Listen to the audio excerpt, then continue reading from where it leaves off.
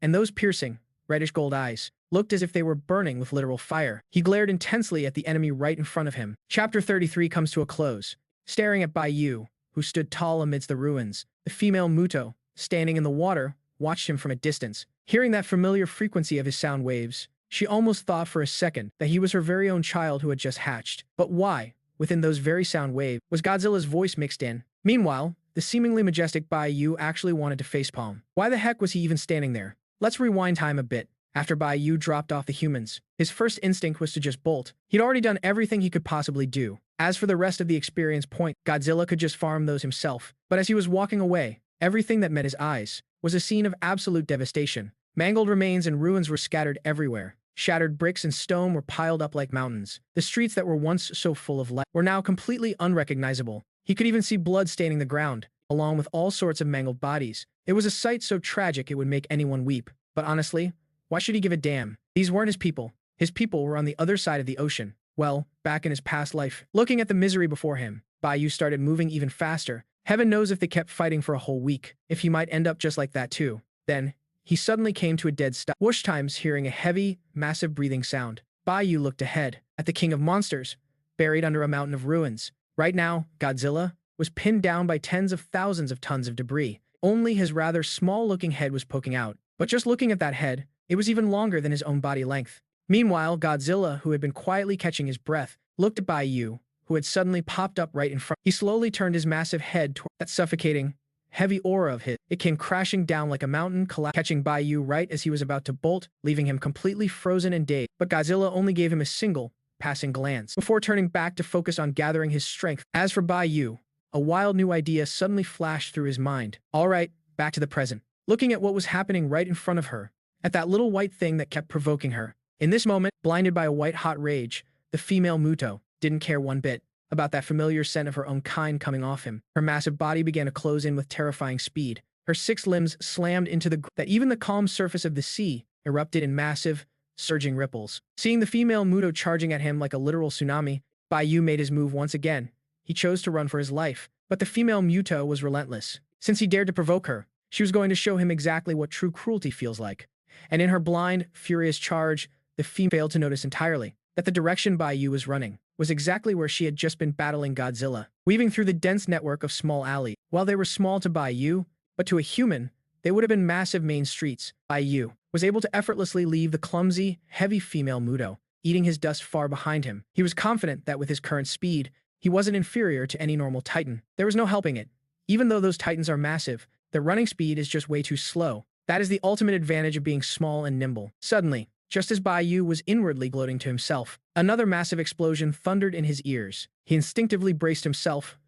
Then, he slammed on the brakes as hard as right before his eyes, a limb as massive as a skyscraper crashed down from the sky. It completely blocked the only path he had left, with the sound of crumbling debris and trickling sand. It was obvious who this giant pillar belonged to. Bayou glanced back at the clear, unobstructed path behind him, so the damn thing wasn't even chasing him. It had just smashed through every obstacle in its way, and cut him off right at the front. Talk about a dirty move, no sportsman, but whatever. It's not like I play by the rules either. Bayou spun around instantly. He did a quick U-turn and bolted in the other direction. Seeing that Bayou was still trying to escape, the female Muto prepared to take a step and give chase. Except, she suddenly heard a low, heavy thud. Only then did she remember. Her sworn enemy was still on this very battlefield. But just as she tried to turn around, she felt her body suddenly being gripped tight by a pair of massive hands. The strength was overwhelming. It literally forced her to spin back around. The one who did it was obvious. It was Godzilla, who had been waiting for this perfect opening. Looking at the dorsal fins already glowing brightly on his back, he'd clearly been waiting for quite a while. He was already fully charged and ready to go. Having already scrambled to a safe distance, hopped onto a building that was still somewhat intact, he watched from afar, as Godzilla prepared to give her some oral education. Charging complete, he unleashed a devastating blast of it, no matter how much the female Muto struggled. Using those small claws of hers to scratch desperately at Godzilla's thick, armored hide, she couldn't change her fate. A massive surge of energy poured directly down the female Muto's vulnerable throat, compared to her tough exterior. To be honest, a Muto's internal organs are incredibly fragile, and when faced with such a massive surge of energy, Godzilla easily burns right through her entire throat. And finally, holding the severed head of the female Muto, Godzilla lets out a roar that shakes the heavens. He has wiped out these pests once again, and in doing so, he's proven his absolute dominance over the surface world. Once the fight is over, Godzilla turns his gaze toward Bayou, who is sitting calmly in the— He even lets out a friendly huff, as if saying, "Not bad, Kid. Yeah, that's right. Way back before this, when he first found Godzilla pinned under the rubble, Bayou already had a plan in mind. First of all, he knew he'd need a long time to grow and develop in the future. And looking at what humanity pulls later on, well, those radical environmentalists might be good for themselves, but the trouble they cause for the world is just way too much. I mean, just the brain dead was enough to leave him completely speechless. Long story short, the world is definitely not going to be peaceful in the future, and relying on humanity as a support, let's just say it's questionable, especially since that helping hand is just as likely to kick you when you're down. Thinking about it like that, he realized he needed a much bigger, more powerful, and at a time like this, the absolute king of the Monsterverse, Godzilla, the Earth's favorite son, is basically the biggest, sturdiest big gun he could ever find. He figured he could simply play nice and build a good relationship with him for now. After all, the more friends you have, the more, like the saying goes, you don't survive by being stubborn. People who care about pride and stand, well, that's just for hot-blooded youngsters. His blood has long since cooled down. Of course, Godzilla had no idea what he was. According to the original plot, the female Muto should have been off chasing humans, only to have her nest destroyed behind her back. And this time, the only thing that's really changed is who's being hunted. The way things are wrapping up isn't all that different. But from Godzilla's perspective right now, if Bayou hadn't stepped in to draw their attention, he probably would have had to go toe-to-toe with that female Muto. They would have gone a few rounds, and he only would have barely managed to pin her down in the end. Just thinking about it makes him so annoyed he could spit. It's a rare thing for radiation to show up on the surface again, and he was actually looking forward to it. Who would have thought his two arch-enemies had been secretly pigging out on so much of it, and grown to such a massive size? Whatever, he's got to get back to the ocean anyway. Things haven't been exactly peaceful under the waves. Every few days, a whole bunch of things start popping, all sorts of strange, twisted creatures. He fought these things tens of millions of years ago. He just doesn't get why they're crawling out of the woodwork again now. With his piece said, he let out a heavy huff toward the distant bayou. Then, Godzilla dove headfirst into the water and began his swim back into the abyss. Meanwhile, those who had seen with their own eyes how Bayou lured the female Muto away, the few remaining soldiers hurriedly scrambled to the boat's controls. They set it to autopilot, and once that was done, they quickly jumped ship. With the help of the planes, they managed to clear the blast zone. Finally, as the city's neon lights began to flicker back to life, far out across the surface of the sea, a blinding white light erupted with a thunderous roar. Bayou, having returned to the shoreline, could feel the faint, lingering traces of radiation. It was such a tiny amount that he could probably swallow it all himself. 80% of it had likely already been sucked dry by those little Mutos. Finally, the dust has settled. Sensing that the battle was over, countless people began crawling out from their hiding spots one after another. They looked at the white figure sitting calmly on the shore, and it felt like a divine beast, straight out of stepping forth, to bring word of peace to everyone now that the great disaster had passed. Meanwhile, the very second the power flickered back to life, Shinzi knew deep down that it was finally all over. He scrambled onto a plane and raced toward the battlefield. He was desperate to see that Titan he'd been dreaming of day and night, but sadly, he arrived just one step too late. He scanned the area, but among the jagged ruins and tangled debris, there was nothing but a white statue standing by the shore. Then, White Fox Owen popped up out of nowhere. Talk about bad luck from the moment he landed. He couldn't even get his bearings right. He'd basically been a useless bystander from start to finish. Ford stepped out from the side to join him, both of them staring at the white statue before them. Hearing the commotion, Bayou slowly turned his head. But after giving them a quick, dismissive glance, he turned back to watch the white light in the distance. After all, he still had a meal to finish. Feeling completely ignored, the two men traded a look. Seeing how beat up and covered in grime they both were, they couldn't help but chuckle. At least the curtain has finally closed on all this, hasn't it? Mr. Owen, Mr. Ford, I'm officially inviting you both to join the Monarch project, because in the future, we're likely going to deal with a lot more of this. No thanks, I'm not really cut out for that kind of life. Ford turned down the offer. All he wanted now was to get back to his family. He could only pray that his wife had found a safe place to hide and hadn't been swept up in this disaster, because through all of this, he had already lost his father. He couldn't bear to lose anyone else. Meanwhile, Owen watched the quiet bayou in the distance. He finally felt at peace. The kid had grown up and was doing just fine. It seemed his job as a caretaker was officially over. After spending these past few days with them, he could see for himself that Monarch truly did care about protecting these unknown giant beasts. It was better than having an amateur like him meddling in things he didn't understand. It's better to leave him to the pros who actually have experience. This is the right thing to do, both for myself and for Bayou. That's what being truly responsible looks like. Even though I really wanted to stay by his side and keep going together, I've still got another group of friends to look out for. I just hope you guys take good care of him. Understood. We respect your choice. But if you ever want to see him again, you can reach us at this number. Chapter 34. How does the new life feel? She's absolutely stunning. Chen Ailing, with a tight, glanced back at Emma Russell as she walked over. Emma noticed her too. A faint trace of sorrow lingering between her brows, ever since the Battle of San Francisco. Because the giant beasts had been thrust into the public eye, The Monarch organization had to step out from the shadows and into the spotlight. Is it good news? I guess you could call it that. From that moment on, the whole world was scrambling to get on their good side. After they were the ones holding all the detailed intel on these monsters, the funding they used to struggle for, the government resources, all those old headaches, they were gone. Everything was getting the green light now, but for many of them, that war cost them everything. Take Emma, for example, who's standing right here. Back in San Francisco, she lost her son, Andrew. You know, you really could have stayed home. You could have spent a little more time with your family. There was no need to rush back like this. I'm fine, really. I'm okay. Unlike her husband, Mark Russell, who had already declared his withdrawal from the Monarch project, Emma Russell, she chose to stay on as a doctor for Monarch. The war might have taken the person she loved most, but at the same time, it also opened her eyes to the reality of this world. And now, she wants to understand their newest friend through and through, to confirm her own discovery. So, how is our divine beast, the white tiger, doing? Same as always. The amount of food he needs to consume every single day is already starting to match his own body weight, a full 2,000 tons. Speaking of this, Dr. Chen looked a bit helpless. Ever since she speculated that he matched the descriptions of the legendary white tiger, almost everyone at Monarch started making a huge deal out of it. They would even go out of their way, right in front of the tiger, to add the title Divine Beast to it. Emma, however, just gave a relaxed smile. It's only natural, isn't it? As titans, with such massive bodies, it simply means they require far more energy. Both of them subconsciously ignored the fact that Bayou could actually absorb radiation. After all, back in Hawaii, because he absorbed half a nuclear warhead, his entire size doubled instantly. Even with that one in San Francisco, under the shockwaves of that megaton nuclear explosion, Bayou's size went through another series of growth spurts. Although compared to the Mutos, or adult titans like Godzilla, he was still far behind. To a human being, he was already considered a massive monster. Do you want to go pet him? Maybe it will help you forget the pain that disaster brought you. Of course, I'd love to. Hearing Dr. Chen's suggestion, Emma nodded. Don't we need hazmat suits? Or some kind of decontamination or something? She watched as Dr. Chen led her directly toward the center of the base. Along the way, she even saw many staff members dressed in full protective gear. However, by the time they reached the main gate at the perimeter, they were both still wearing the same casual clothes they arrived in. There's no need to go through. We've discovered something. There isn't a single trace of radioactive contamination anywhere around the white tiger. And before this,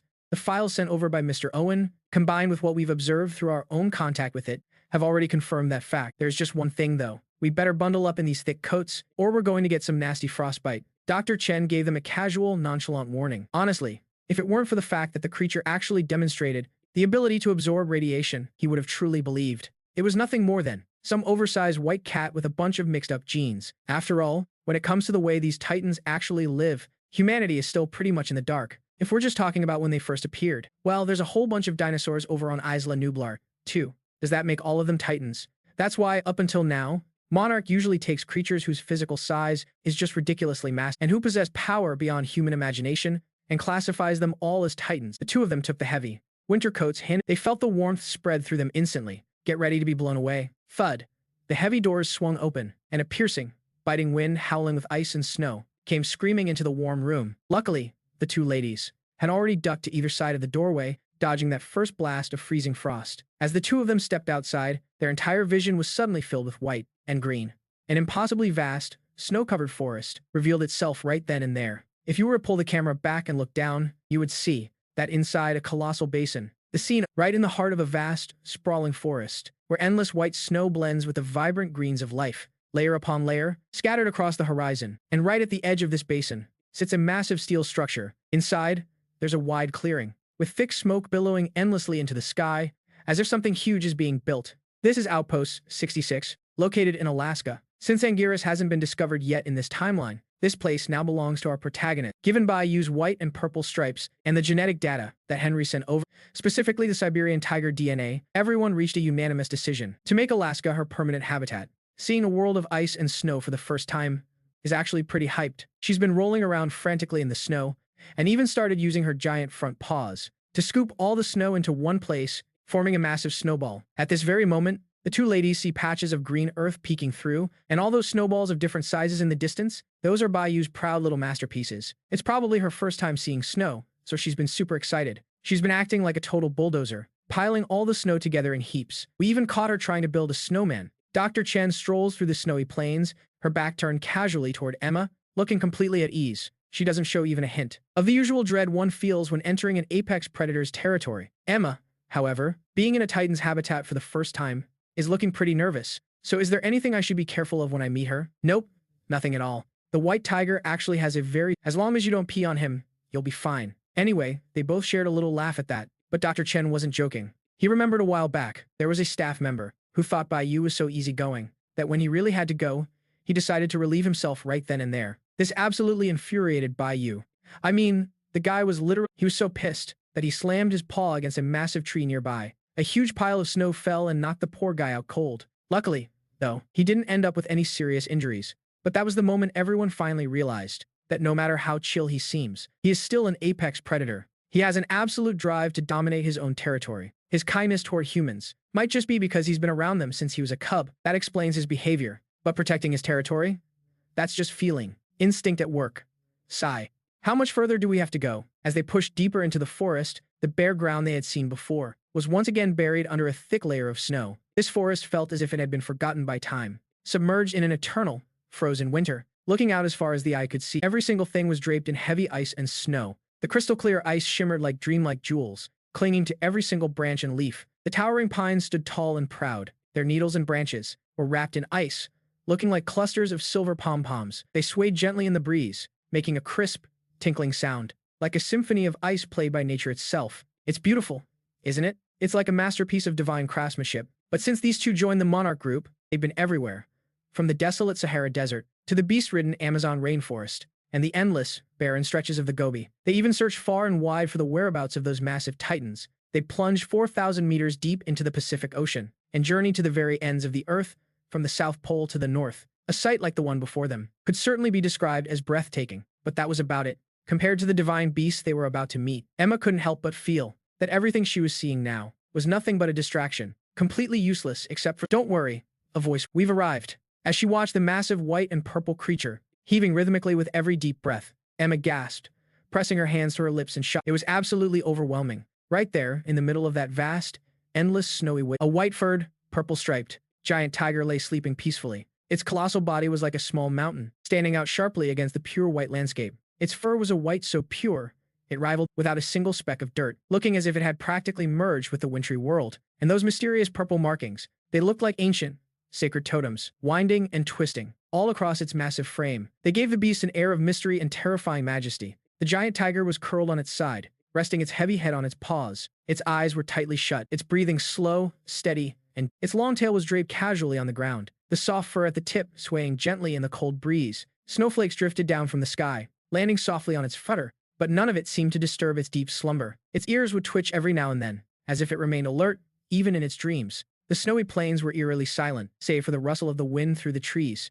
and the faint, soft pitter-patter of falling snow. It was nothing like the one she'd seen back in San Francisco. Those three massive titans they encountered. At the time, from where they stood, they didn't look like monsters. They looked more like gods descending from the heavens. With just a single movement, they could obliterate everything humanity holds dear. Yet, the white giant dozing off right in front of her now, he looked more like a helpless, hungry infant. It made him feel so much more approachable. Emma stared at the scene, completely mesmerized. Chapter 35.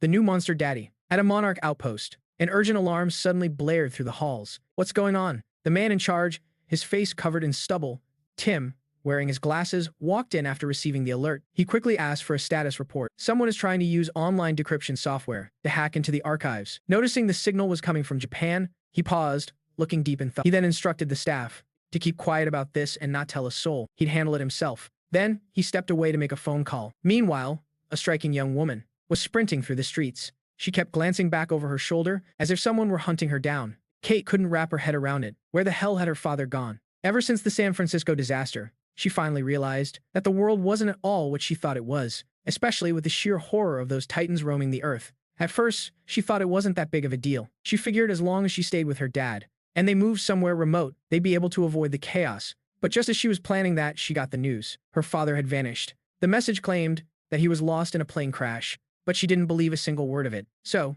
she followed the trail all the way to Japan, only to discover that she actually had a brother she never knew about. While the two of them were letting out their pent-up emotions, they unexpectedly stumbled upon something in their father's workshop. They found a hidden safe. Inside, there was a very peculiar document. He recognized it the moment he laid eyes on it. The emblem on that file was the exact same one worn by those strange soldiers back in San Francisco. Kentaro never imagined that by decoding this document, someone would actually come looking to hunt him down. Right now, His head is spinning, it's all a total. He decided his first move had to be finding his brother. From there, he tracked down the truth behind this whole mystery. Meanwhile, Old Man Shaw is watching the news broadcast of the Great Battle in Hawaii. The entire clip isn't very long. He finished watching it in no time, but then he started it right back up again, over and over and over. In those eyes, which didn't look like they belonged to an old man at all, there was a sharp.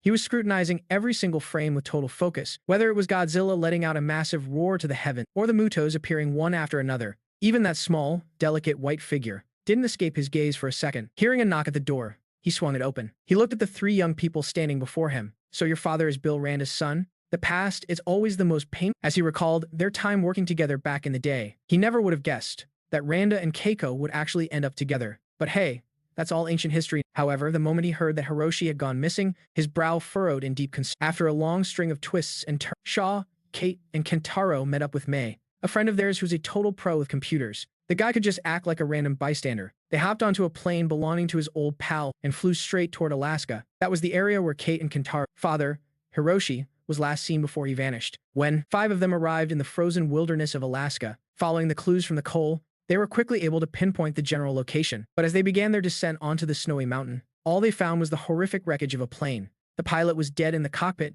still strapped into his seatbelt. It was clear as day. The plane, along with the pilot, had been tossed aside like trash. Kate spotted a tent in the distance, filled with all sorts of equipment. Searching through the gear, Kate recognized her father's own handwriting, but that shouldn't be possible. If the plane had actually crashed, then how on earth did he manage? Meanwhile, Shaw's friend, Duke, accidentally stumbled upon the landing cables. This meant the plane had made a safe landing. So why was the damn thing snapped in two? Plagued by confusion, he walked over to a severed section of the fuselage. When he pried open the hatch to take a look, he saw something on the steel body that made his blood. There was a massive, horrific gash torn into it. Looking at that mark, the reinforced steel plate seemed as flimsy as a piece of paper. Move!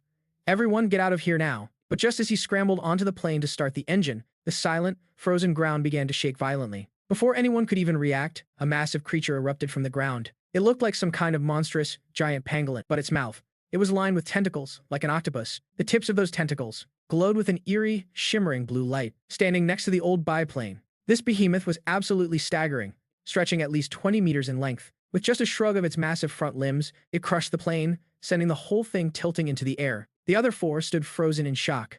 As the bizarre titan began to open its massive, bloodthirsty maw, it blasts out a freezing blue mist right at the plane. In the blink of an eye, that massive piece of steel is instantly turned into a giant block of just as solid. Those still trapped inside have no way to escape their grim fate. The scene is so terrifying that everyone just stands there with their mouths wide open. They've even forgotten how to breathe.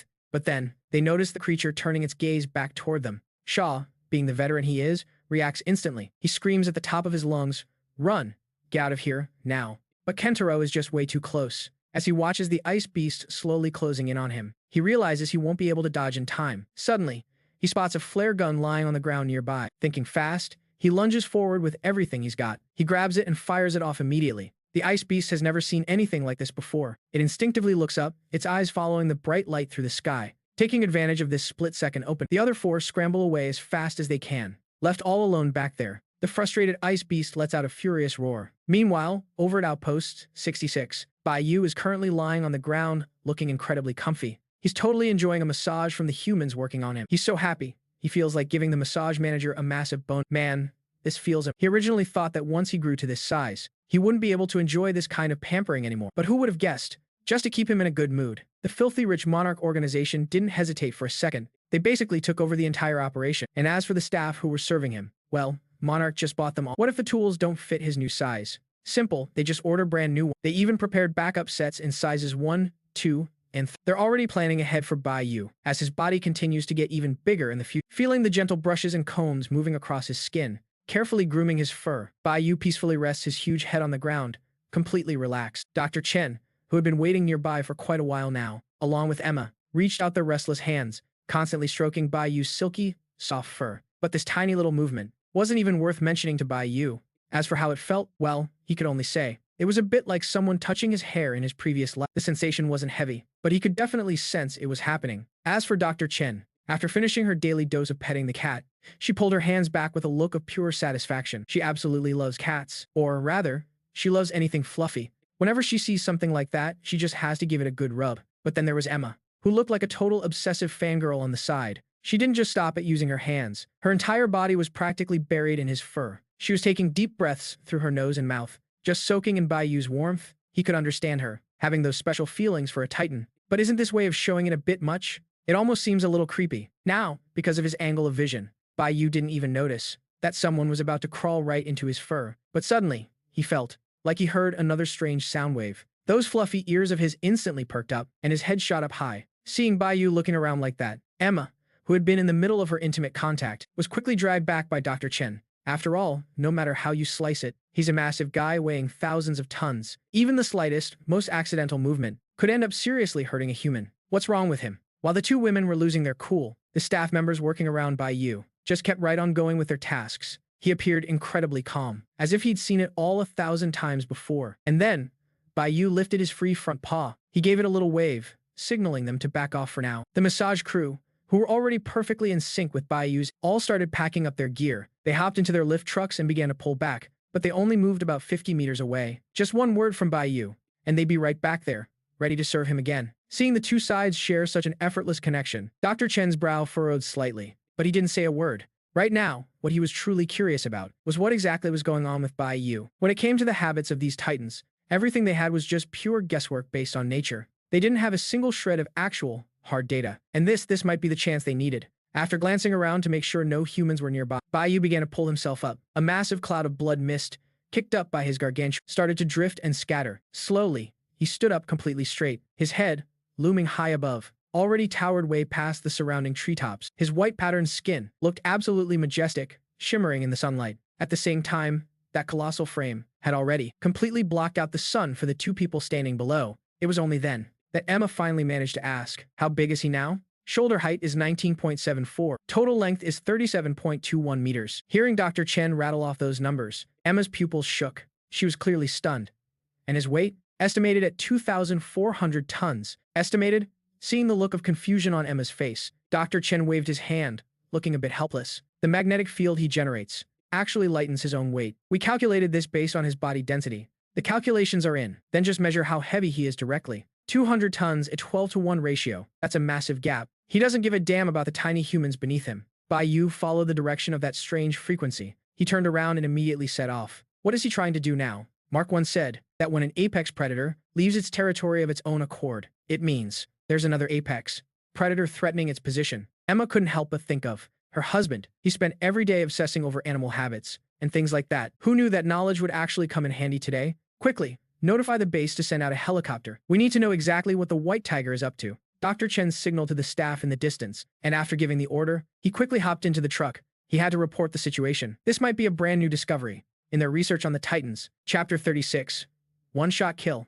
Shaw watched as the ice beast, attracted by the flames, began to charge wildly. He wanted to run, but unfortunately, he never imagined that the ice beast could absorb heat so incredibly fast, even though Kentaro somehow managed, from God knows where, to find a helicopter to come to their rescue. Staring at that massive beast right in front of him, he felt like he was going to die right here. He just couldn't accept it. He'd imagined 1,000 ways to go out, but never like this, just being some random snack for a passing monster.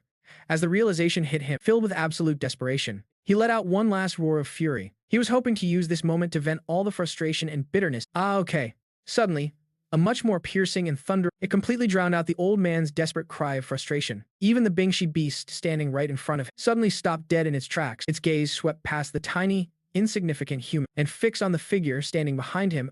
Was white and emitting a faint, eerie purple light. At that very same moment, the people in the helicopter, along with Shaw down on the ground, all saw it. That ancient, primordial beast looked like it had stepped straight out of a myth. Bayou just stood there, perfectly still, and his white and purple frame looked quite powerful and robust. But those listless, lazy movements made him look like nothing more than a sick house cat. But he was the only one who knew the truth. At this very moment, he had already begun to silently prime and adjust every single muscle in his. They say a tiger looks sick before, and hidden power flows deep and from the second he heard that bizarre roar earlier, he had already sensed it. This roar. It wasn't like the Muto's calls that he could actually understand. If I had to describe the difference, it's like hearing a local say hello to you in your own language versus a foreigner trying to say the same thing. You get the gist, but you can only catch the general meaning. For example, it's like saying the big boss is fighting, so everyone beat it. As for this specific, strange roar, it was a clear and blatant declaration of dominance. So, Bayou decided to come over and see what kind of thing it was, and just as he suspected, right in front of him was another strange titan creature.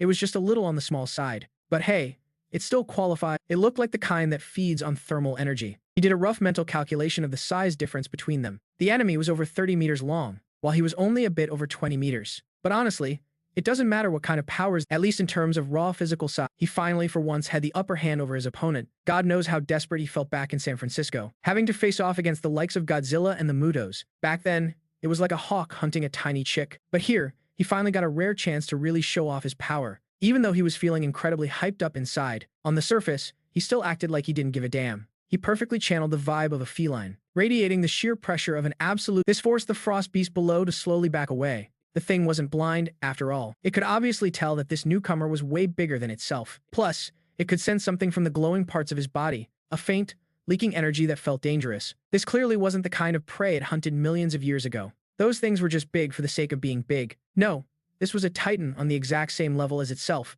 After letting out a roar to pump itself up, the frost beast suddenly aimed its entire body at a single spot and dove right into the earth. To the beast, the solid ground was no different from loose sand and gravel. Meanwhile, Bayou, who was all geared up, just stood there, completely dumbfounded. I mean, seriously?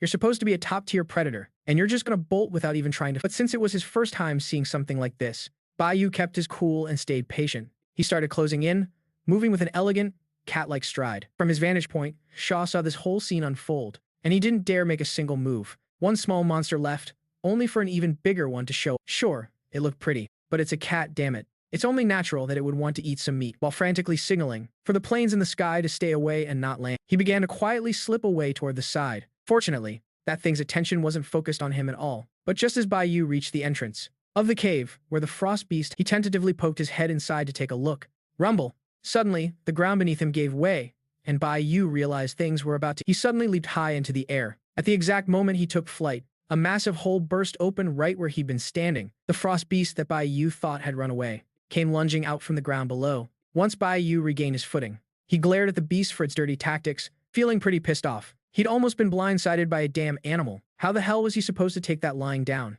Fight me head on if you've got the guts. He wasn't even sure if the creature could understand a word he said, but Bayou let out a roar anyway. The beast, however, had zero interest in communicating. Like a giant groundhog, it started digging again, its entire body quickly vanishing back into the earth. Bayou even caught a glimpse of that strange titan's eyes as it dove back down, and they were filled with pure mockery. He refused to believe he was just imagining things. He'd actually been looked down on by a wild animal. Fine. Now I'll show you what human intelligence can really do. Bayou didn't make any reckless moves. He just stood there, perfectly still in his tracks, as if the big tiger had been frozen solid with fear. Meanwhile, Shower, who had already hauled tail far away, took a quick peek over his shoulder. He'd originally thought that when this new monster appeared, it would scare the other titan away, but now it looked like his side was the one getting owned. Whatever. He just needed to get the hell out of there. Grabbing the hands of the two people reaching out from the helicopter, Shower frantically signaled for them to take off. Now that they were high up in the sky, they could finally watch the battle below with a bit of peace. But just as they were settling in, Shower noticed several more helicopters approaching from the horizon. He recognized them instantly by the Monarch organization logos on them. But that wasn't the important part. His gaze was pulled back down by the thunderous explosions echoing from below. To anyone switching back to a normal view, as far as the naked eye can see, the ground all around is shaking violently. In fact, in some spots, the tremors are even more intense than where he's standing. Before long, that bright red mass underneath goes still. It stops its constant circling and traces back through the tunnel it dug earlier, heading straight for his feet. It hangs back just a little bit before suddenly launching a lightning-fast charge. To all of this, Bayou can only think, are you kidding me? You really think you can escape my thermal vision, you idiot? Right at the moment the beast is about to burst out, Bayou leaps high into the air. He gathers that massive, heavy energy inside his body and channels it straight into his fox claws.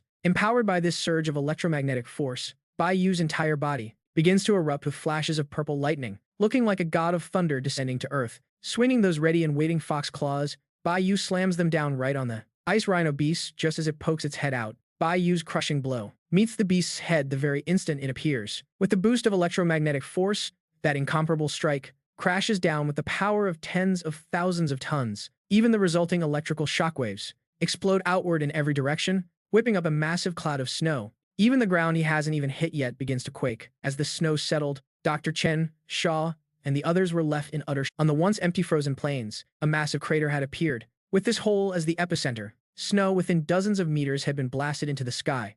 From above, you could faintly see the shape of a giant paw print. As for its owner, One only had to look at the figure standing tall in the center. Bayou looked majestic and imposing, standing firm against the freezing wind. On the giant paw that had struck the ground, remnants of electricity were still flickering and dancing. That purple glow was exceptionally bright in the dead of night. Electromagnetic force. It was all because of that. Dr. Chen couldn't help but mutter to himself. Do you know why? They're still feeding Bayou with meat? They're afraid.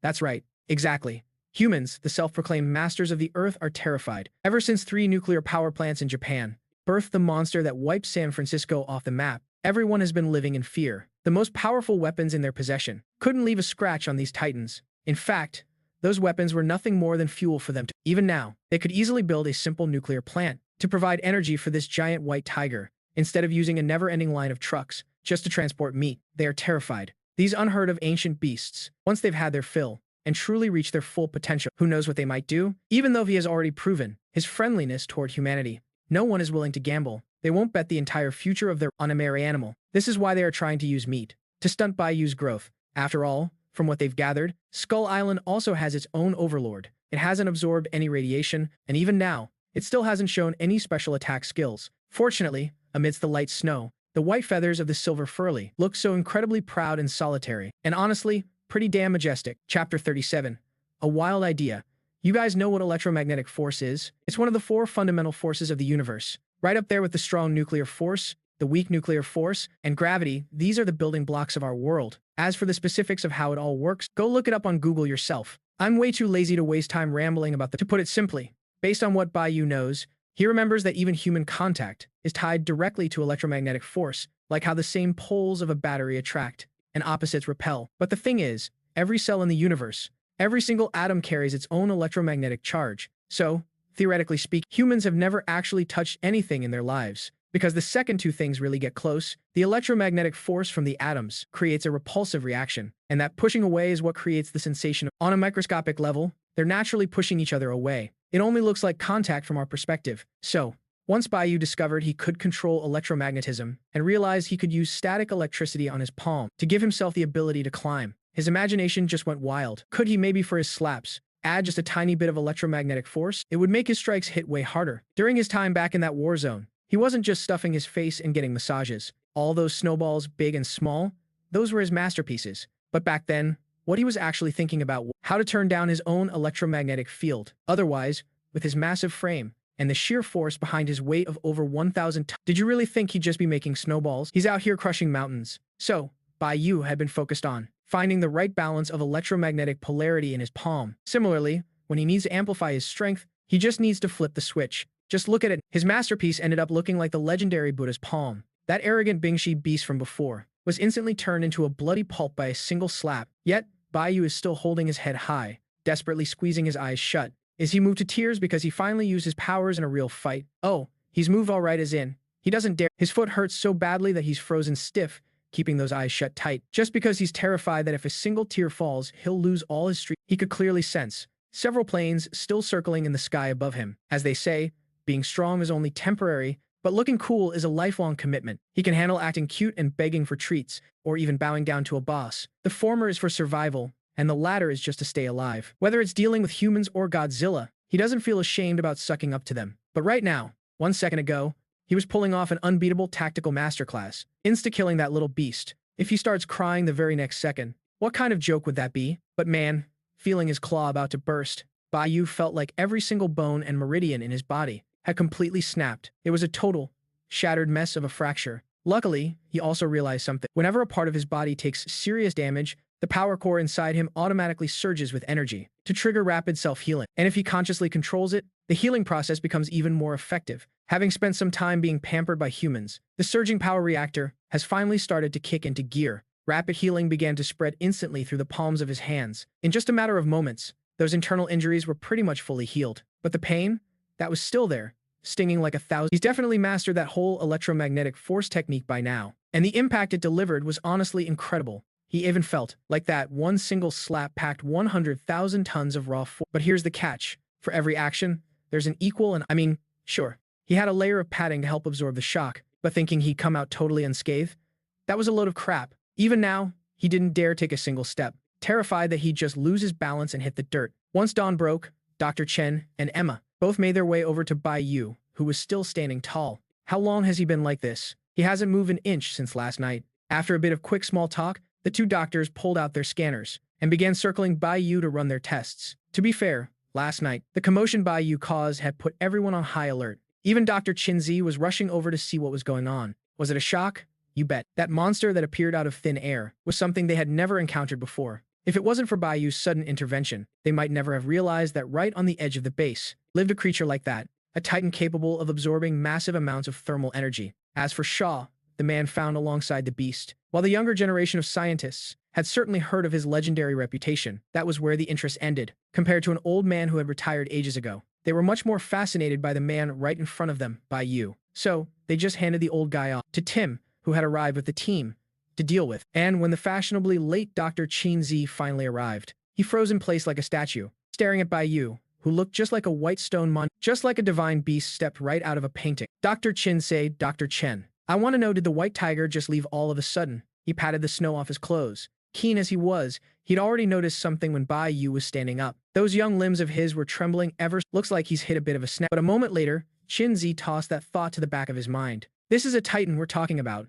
A creature weighing over 1,000. How could a tiny nail ever actually hurt him? But more importantly, he was more concerned about why Bayou moved so suddenly. How on earth did he pick up a signal from thousands of miles away? This was the one thing he just couldn't wrap his head around. He believed that Godzilla, being a fellow titan, must also have some kind of tracking ability, just like Bayou, to sense other titans. Otherwise, how else could— The second the Muto appeared, he woke right up, and he kept heading straight for it. Across the entire Pacific Ocean, right now, the only thing he can be sure of is that titans use their roars to communicate, but he couldn't say for certain if these roars actually allowed them to talk to titans of different species, communicate.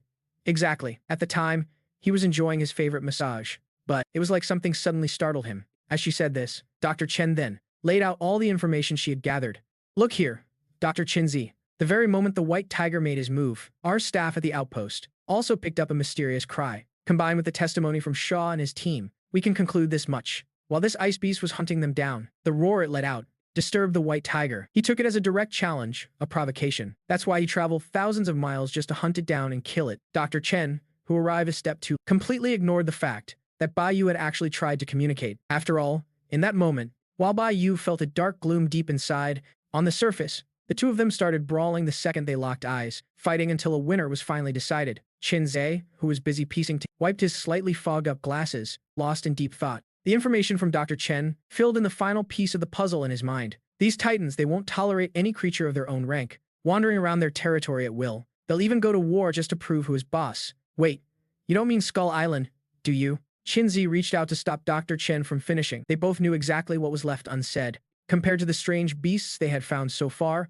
the only ones truly worthy of the throne, the true kings, are and Kong, those two alpha-class titans. Of course, that is only because right now, they haven't encountered Mothra yet, or the likes of Rodan and Ghidorah. Even looking back at the ancient lore, Tiamat and Mhuluk both have what it takes to be called alpha-class titans. Finally, as the two were deep in discussion, Bayou, who had been standing still for one day, and he flexed his palm, which had finally recovered its strength. Then, Bayou began to walk with that signature. Why walk like that? Simple, because it looks cool. Chinzi and the others watched as this massive entity began to move, slowly heading toward his prize. Stored in the back of a large truck was the carcass of the frostsucker beast that the staff had previously captured in the extreme north. As for Bayou, he did not hesitate for a single second. He plunged his head straight into the fully loaded truck bed. He began to feast. Ah, that's the stuff. I have to say, the flesh and blood of a titan like this provides Bayou with energy reserves that far exceed anything ordinary meat could offer. He could even feel that his power core, which had been flagging a bit after he overexerted himself earlier, was starting to roar back to life.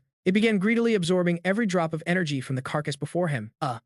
Aren't we supposed to stop him? No need. After all, this is his trophy, isn't it? Dismissing the soldier's suggestion, Chinze felt a secret sense of relief. It was a good thing that before they had already transported a portion of the tissue samples back for research. As for the rest, these less critical parts of the body would be left for Bayou to deal with. It was also a way to make up for everything they had owed him lately. Dr. Chinze. Hearing someone call his name, Chinze turned around and saw an old man with hair as white as snow. But the man looked incredibly familiar. You really are the spitting image of your father, Uncle Shaw. Hearing the way the man addressed him, Chinze finally remembered. This man was one of the 3 founders of Monarch. Even his own father had once worked under him. It seems you still remember me. He pushed away the people who were trying to restrain him once more. Shaw straightened his clothes and fixed his gaze on the giant beast in the distance. Within his once calm heart, a wild, crazy idea began to take root. This was his one and only chance for redemption. That giant beast. Can you actually control it? What do you think you're doing? Shinzei stared at the man in front of him, who looked like he was losing his— He could see it clearly. A flicker of pure madness dancing in the other man's eyes.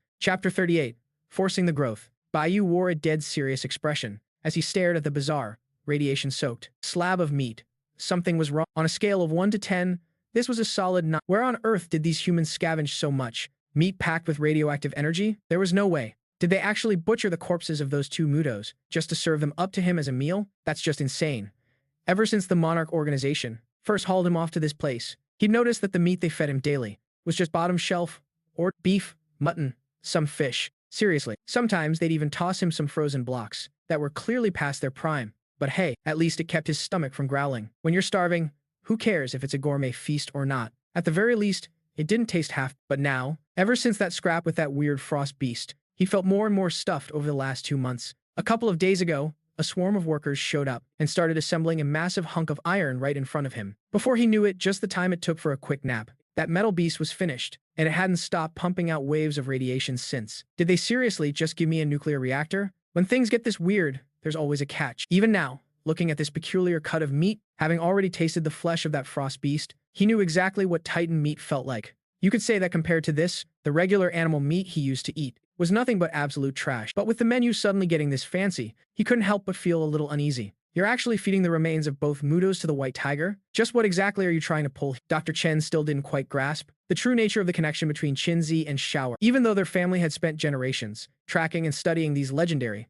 massive beasts, the formal initiation into the Monarch organization only officially began with their current generation. Faced with Dr. Chen's sharp interrogation, Qinzi didn't show even a hint of annoyance. Strictly speaking, the Monarch organization isn't some rigid, top-down hierarchy. The group mainly seeks out those who possess deep intel on these monsters, or those who've actually survived coming face-to-face. Because of that, Monarch functions more like a loose collaborative partnership. So Dr. Qinzi remained patient as he looked at the woman whose face was clearly clouded with anger, and explained, Dr. Chen, I need you to understand something. The white fox has already shown it can be gentle toward humans, and that gentleness didn't just vanish when it evolved into a massive titan. Yes, an evolution. That's the internal classification the Monarch organization gave to Bayou. After digging into Bayou's past and present, everyone came to the same conclusion. From the very moment it was born, Bayou was considered just a common gene-spliced hybrid, but because of the unique Titan genes hidden in its body, the moment it came into contact with radioactive material, it triggered a massive evolutionary surge, and that's how it became the creature we see today.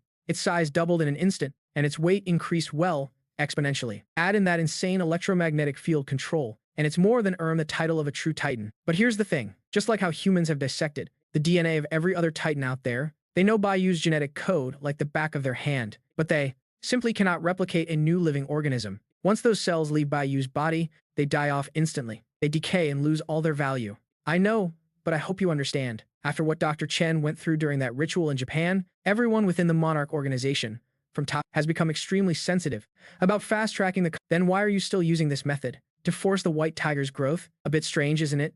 It's almost like their roles in this conversation are reversed. But it's not that surprising. In Qinzi's eyes, their mission is to track the Titans and understand their habits, to eventually find a way for humanity to coexist with them. But Dr. Chen is different. Even though her ancestors spent generations trying to track these creatures, the unique situation in the East has left her with a mix of fierce intensity, awe, and deep respect for them. But if a conflict ever arises between them and humanity, she will settle it in the most effective way possible. And if it truly comes to the worst, she will fight back with everything she has. She really does love these creatures, even if her ancestors shared a special bond with them. But from start to finish, she is human first. Compared to a survivalist like Qinzi, Chen Ailing is much more proactive. She won't shy away from exploring them, but she'll never lower her guard either. Likewise, as long as they aren't at odds with her, Dr. Chen's compassion for these Titans is still very much there. Take right now, for example. This method of forcing growth is far too aggressive. It's like trying to help a plant grow. They still don't understand the exact way white feather grows and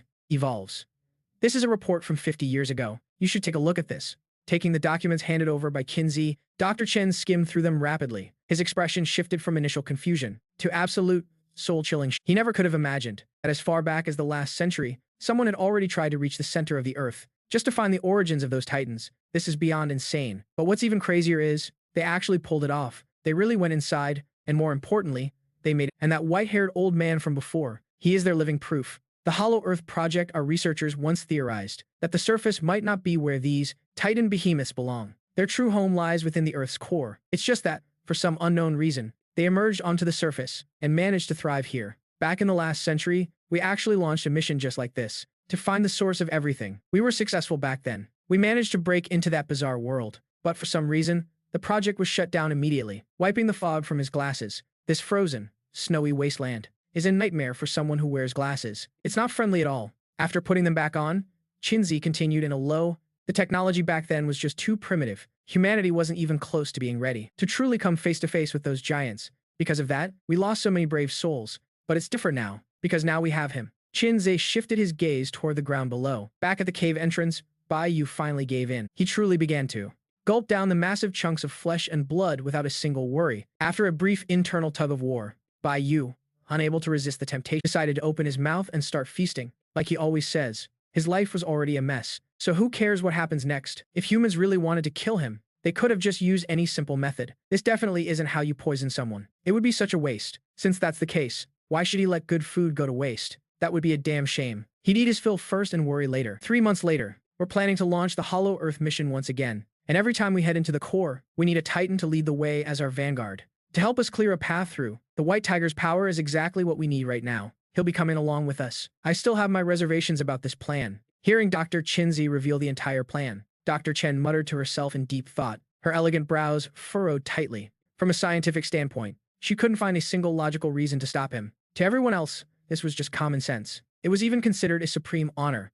Exploring the unknown has always been the ultimate human dream. But from a purely human perspective, she just couldn't bring herself to agree with it. She felt that humanity has only just had their very first face-to-face encounter with the Titan. To rush into finding the Titan's birthplace right now was just too hasty. It's way too early for this. They have absolutely no idea what's waiting for them down there. Even the only one who actually knows anything is currently locked up by them. This whole thing is just too reckless. If they end up provoking some unknown entity, leading them all the way up to the surface, for humanity, that'll be another grueling war of attrition. Finally, Dr. Chen walked over to the window. She turned her gaze toward Qibao and Zhu. There was Bayou, just lying lazily on the ground. The little guy's belly was so stuffed it looked like it was about to burst. His whole body was stretched out, basking comfortably in the sun. This plan, it's incredibly ambitious, but it is absolutely worth every sacrifice we've made. Let's hope so, Dr. Chen whispered, lightly covering her mouth. She watched the beautiful creature before her eyes. Experiment number 27 begins now. As the countdown hit 0, the metal gates slowly ground open, and out charged a bizarre, freakish dinosaur. It had the frame of a raptor, with jagged ridges running from its head all the way down its spine, and a pair of unusually long, slender forelimbs that didn't belong on any known dinosaur combined with those piercing amber eyes and that long, narrow snout. It was enough to make anyone's skin crawl. Suddenly, the red light flashed on, driven by a pulse of inaudible infrasound. This monstrous raptor lunged straight at the massive beast in front of it, a 7-ton African elephant, the undisputed, unrivaled king of the wild. But against this thing, this ancient predator standing over 3 meters tall, a true apex killer, in less than 3 seconds, the elephant's life reached its violent end. So, what do you all think? Lethal enough claws and teeth, a compact enough body, and high-level intelligence. This thing will serve as humanity's ultimate weapon. Bright stepped away from the buzzing crowd. That performance was flawless. Plenty of people are ready to double down on their investments now. But seeing Henry nearby, looking all gloomy and stressed, he started trying to pump the man up. He still needed him to churn out even more superior products. Doctor, lighten up. Be happy. You're going to be humanity's greatest hero. He rubbed his face with his dry, rough hands. The dark circles under his eyes were deep. Henry pressed his left fist gently against his lips. No one knew what was racing through his mind, but he offered a few polite words anyway. Of course, I'll be the most outstanding one there is. Chapter 39. Everything is ready. Let's get it. 3 months have passed by, but Bayou, who clearly has no sense of time, didn't feel like it had been long at all. To him, he's just living one day at a time, but after his rations were doubled these past 2 days, and with that fusion reactor charging right beside him, his growth has been incredibly fast. Before, even if he stood on his hind legs, he couldn't reach the tops of the giant trees. Now, he just has to stand up normally, and with a little shrug, he's already taller than. He's also discovered that the way he is now, he doesn't need to eat different kinds of meat anymore. Only the flesh of Titan beasts can actually pique his interest. Usually, even if he doesn't eat anything, his stomach still feels full. But since he doesn't have to worry about eating, he's even less inclined to move. Every day, his entire body is just sprawled out on the ground in a deep sleep. And honestly, he feels like he can never get enough sleep. Just like a tiger, he spends over 10 hours a day just resting. Sleeping ensures he has plenty of mental energy. How big is he exactly? His size has doubled once again. He's now over 26 meters tall, and his length is over 56 meters. His estimated weight has already surpassed 10,000 tons. What's even more strange is that despite this massive weight, the white tiger hasn't lost any of his feline agility. He can still leap through the air while initiating directional drift, the technician shouted, his voice tinged with excitement. Lately, he'd been spending a lot of his free time buried in books about the behavioral patterns of tigers, even though, in terms of physical appearance and raw power, Bayou was a far cry from the tigers he'd read about. Some of those fundamental feline instincts were still very much present. Wait, I've got a question. How exactly are we supposed to this 10,000-ton monster down there, all the way to Kazakhstan? Rick Stanton, a fellow scientist, was in the same boat as Chinzi at that moment. He fiddled with his glasses, which are already fogged out completely, but that didn't stop him from voicing his concerns. Currently, Monarch has proposed two possible plans. The first is the sea route, but that path is a bit of a nightmare. First, you'd have to sail from Alaska to Japan, then from Japan down through Southeast Asia, pass through the Strait of Malacca, head north through the Indian Ocean, and then cross a massive stretch of land, just to finally reach Kazakhstan. Then there's the other way. This one is much more straightforward. Go straight through the Bering Strait, cut right across Siberia and Russia, and you'll arrive in Kazakhstan. It's a much shorter distance, but the entire route is over land, and besides, Russia's relationship with them isn't exactly on the best terms. We're going through Russia, faced with two very different plans. Chinzi made the final call and locked in the second strategy. A brand new future was right within their grasp. How could they possibly afford to waste any more time? So, the problem of who would guide the route was solved. But then, a new problem emerged. While most of East and West Siberia are nothing but vast, once they cross into Central Asian territory, the population density starts to become quite a serious factor. If things get out of hand and cause too much of a scene, it won't end well for them. If this turns into a political mess, then we're in real trouble. That's why they absolutely have to map out their route well in advance. Let me try. I can use the orca. Emma stepped forward, her white lab coat swaying as she... During this time, she hadn't just been getting close to Bayou. Long before she ever joined Monarch, she had already started preparing a special piece of equipment, something designed specifically to connect with all kinds of and facilitate well, calling it communication might be a bit of an overstatement, but at the very least, it's enough to grab their attention. Is that so? But I have to remind you, we're facing titans now, not the everyday animals you're used to. If you miscalculate even one, that massive beast in there will tear us all to freaking pieces. Rick, his white hair thinning, spoke up with a sharp warning. After all, the orca had mostly been just a concept until now. Right now, it could barely be called a prototype, and a makeshift one at that. God only knows if the damn thing will actually work. They really didn't want to square off against a 10,000-ton tiger that can already shrug off heavy artillery fire. It's worth a shot. Besides, we're desperate for anything that lets us talk to these titans. At least for now, our subject is the white tiger. He's incredibly docile and friendly toward humans, but no matter how gentle he seems, he's still a wild beast. The genetic sources inside that body of his, they definitely aren't from anything harmless. Everything's ready. Dr. Emma, just go for it. Chin interrupted, cutting their argument short. They've already reached the point of no return. They have no choice but to move forward. Besides, they really are going to need the orca in the future to communicate with those massive titans, instead of testing it on titans that they've never even met before. It's much better to take this first shot with a cooperative Bayou. Once Chinzi gave the authorization, trucks quickly began pulling into the outpost. They started assembling the device right there, right in front of Bayou's face. With nothing better to do, Bayou grew curious and just stood there quietly, watching the humans put everything together. It was like a little kid watching a colony of ants move house. As for the workers, looking up at the mountain-sized Bayou, their hearts couldn't help but tremble with fear. Luckily, he was exactly like the rumors said, incredibly docile. He didn't show even a hint of malice toward the humans. But even so, they didn't want to stay there without any safety measures in place while facing such a colossal behemoth. So, the moment assembly was finished, the workers scrambled into their trucks and sped away as if their lives depended, leaving behind nothing but a giant microphone in the middle of the area. Once the humans had all fled, Bayou finally stood up. He began to circle the massive structure in the center, pacing around it. Of course, massive was only from the human perspective. To Bayou, the thing was actually quite short. Most of its height came from a few vertical antenna towers. It didn't even reach as high as his thighs. After staring at the thing for a long time without it moving,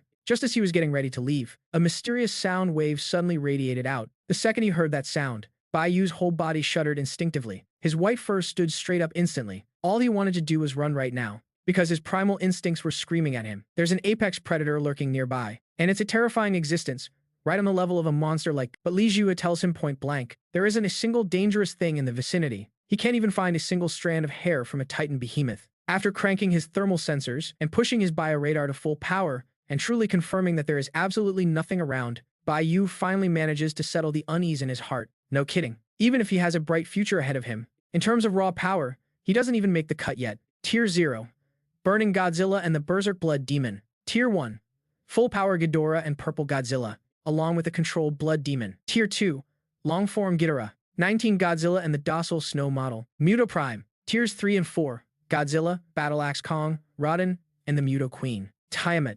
Mothra. Tier 4. The Skullcrawler King, Kong, Scar King, and Kamazotz. Tier 5.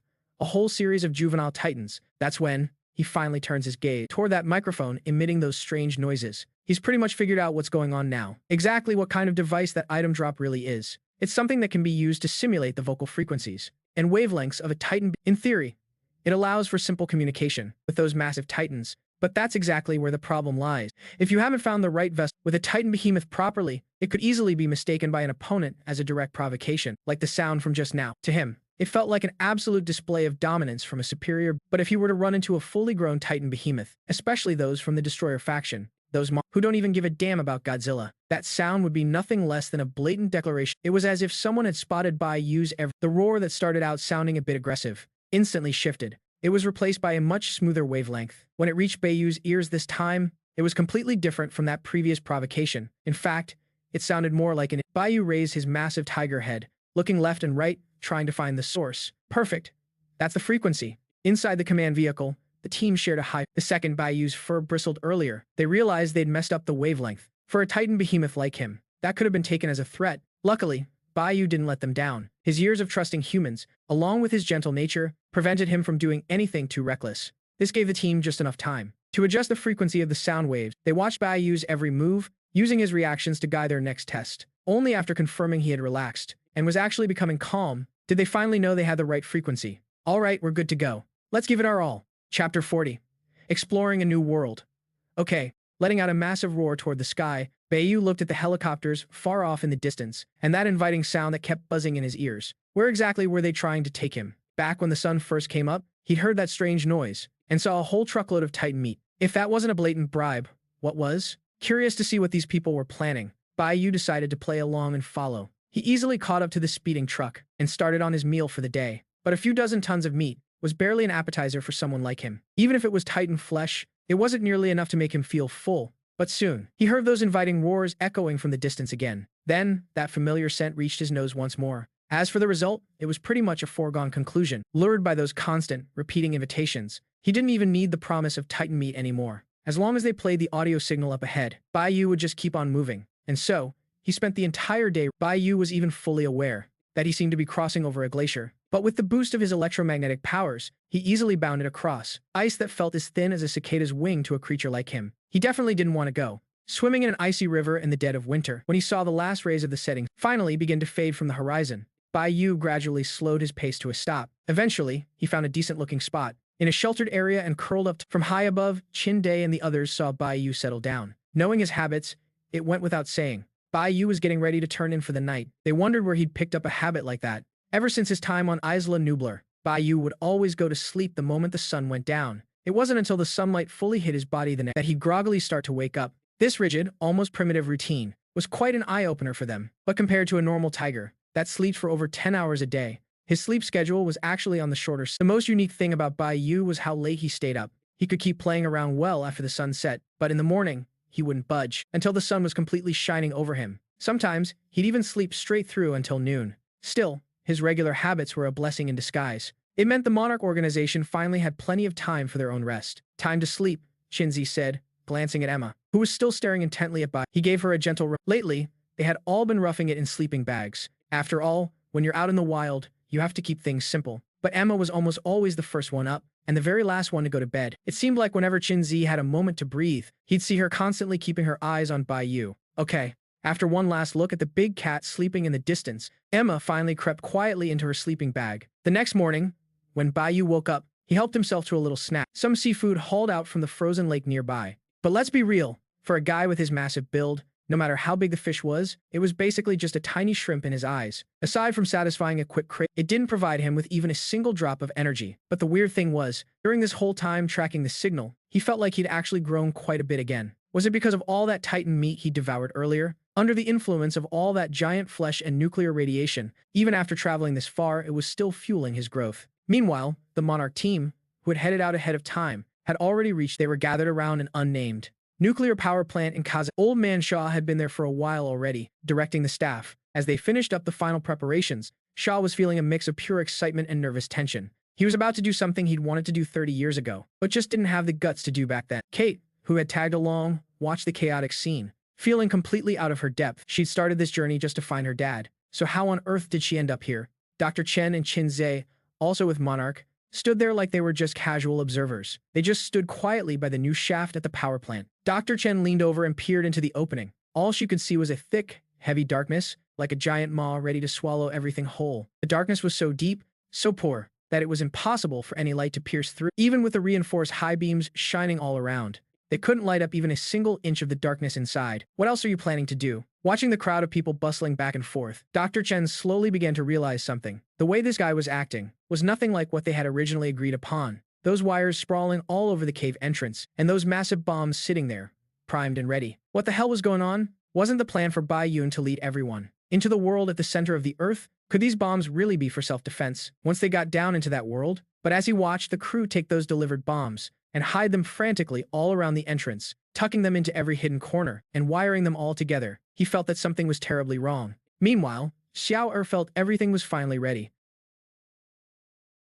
He didn't even try to hide it anymore and just laid out his entire plan. I'm going down there to find someone and drag them back up. And then, I'm closing the— Are you insane? That's impossible. Why would it be impossible? With that white tiger of yours around, he can lead us down there without breaking a sweat, and we'll make it back, don't you worry. The second we step down there, we're going to seal this passage shut. Then, we'll navigate through, locate the other exit, and seal that one off too. He hadn't given a single thought to himself, or whether he'd be trapped in the hollow earth forever. To him, everything he was doing now was an act of atonement. From beginning to end, only one Titan and one human would be taking part in this mission, and if everything failed, this journey to the center of the earth would just be a trip back home for the white tiger. Bayou, who said I wanted a government desk job? I'm looking for real security, a job. As for that old man's life, it's not even worth mentioning. Way back in 1973, he should have checked out right along with his friends. You're absolutely insane. I went crazy a long time ago. Dr. Chen looked over at the silent Kisawa, hoping he would finally say something. But as he listened to the two of them argue, Kisawa just kept his mouth shut. Honestly, when he first heard Shaw's plan, he didn't know why. But his very first thought was actually to agree. He even felt like going down there with Shaw himself. We need to understand the nature and habits of these massive titans. This is a sacrifice we simply have to make. Dr. Chen was left speechless. He was right, after all. Looking at this entire plan, from start to finish, the most we would lose is a single human life. And since the man himself gave his consent, there was no real reason to argue back. I'm sorry, Dr. Chen, but it's already too late. He's here now. Perfect. An earth-shattering roar suddenly erupted, and following right behind it was that massive, white figure. Bayou had arrived. Looking out at the path ahead, at a strange, flattened clearing where a factory once stood, Bayou caught a peculiar scent in the air. It smelled like radiation, but compared to the energy he'd absorbed back at that nuclear power plant, the radiation here was much more stable. It was so mild, in fact, that even humans wouldn't need hazmat suits to walk around as they pleased. So, Bayou instinctively started heading toward that spot. He walked toward that strange opening. Along the path he took, he made sure to avoid the crowds below, who were scurrying about like tiny ants. They had followed Chin Zi's instructions to the letter, clearing out several large open spaces in advance for Bayou to land. Is everyone ready? As Bayou poked his head into that bottomless, massive pit, Shaw could feel it. He could practically see how eager the creature was to dive in. Bayou, how on earth did you figure that out? I'm honestly just curious. He knew the chance he'd waited for his entire life was finally here. He would go down there himself, without needing help from anyone. Just look at it as the one small thing this old can actually contribute. I'm going to get my protective gear on too. Fully prepared, Shaw was just about to enter the sphere. But then, something completely unexpected happened. Kate suddenly came rushing out from out of nowhere. What the hell are you doing? This has nothing to do with you. Go back to your father. Kate looked at him as if it were the most obvious thing in the world. But you didn't tell me my grandmother was down there. I can help. Shaw still wanted to turn her away. He glanced around the area. Because of his own orders, the staff had already cleared out of the cavern long ago. Aside from himself, only Chinzi and his group were left. But then he looked back at Bayou, who was already shifting his weight, looking like he was about to leap. There was no more time to waste. Shaw threw himself into the machine and immediately ordered the crane to hoist him up, aiming straight for that massive hole. But the very second he moved, Kate jumped right up after him. She wasn't letting him go alone. He even had the nerve to shut the door behind him after coming in. This version of Shaw. Seriously, this old geezer. I swear, I almost stepped up and slapped the taste. For someone like him who usually keeps his cool and lets things go, there aren't many people left who can truly. His grandma was one of them. And now, this guy has officially made the list. But what's done is done. there's no turning back now. With no other choice, he can only turn to the girl in front of him and give her a stern warning. You follow my lead on everything, and don't you dare leave my sight for a single second. Soon enough, Bayou jumped inside. The crane, which had been standing by, finally released the hoist. Driven by the relentless pull of gravity, the massive steel sphere began its terrifying free fall. Looking through the front windshield, Kate could actually see blue electrical arcs dancing and flowing all over the walls, and the white giant beast looming directly beneath them. But just as he tried to get a better look, a sudden, blinding flash of blue light forced him to squeeze his eyes shut. Immediately after, a massive wave of dizziness washed over him, and he completely blacked out. Chapter 41. Ever since he arrived at that bizarre construction site, Bayou knew something was definitely off, especially when he caught sight of that strange cavern. He already had a pretty good hunch about by the time he saw the operation and that spherical device being hoisted by the crane, his heart finally sank. He knew it was the hollow earth. Bayou's first instinct was to pull a complete 180 and haul tail back home. The hollow earth?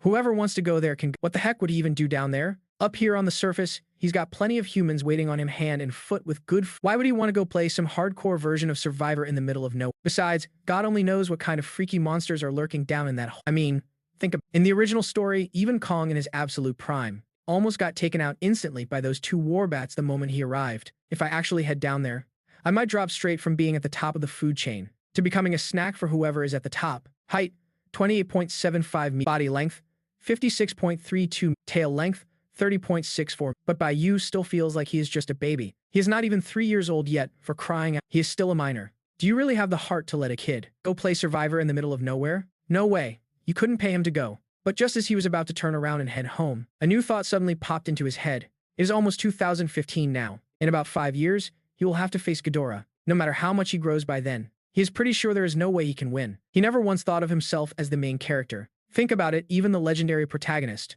Godzilla himself, barely made it out alive. So why on earth would he be able to pull it off? When that time comes, that alpha roar will wake up titans all across the globe. They are definitely going to start a massive mess, and at that point, it won't matter what he thinks. To the humans, he is just an unpredictable threat, and to Ghidorah, he is nothing but a rebellious pest, even if the plot follows the original story. And Godzilla eventually makes a comeback to crush Ghidorah under his feet. That is still going to take 2 or 3 days. Who can guarantee that Ghidorah won't, on a sudden whim, decide to make an example out of him? Is it possible?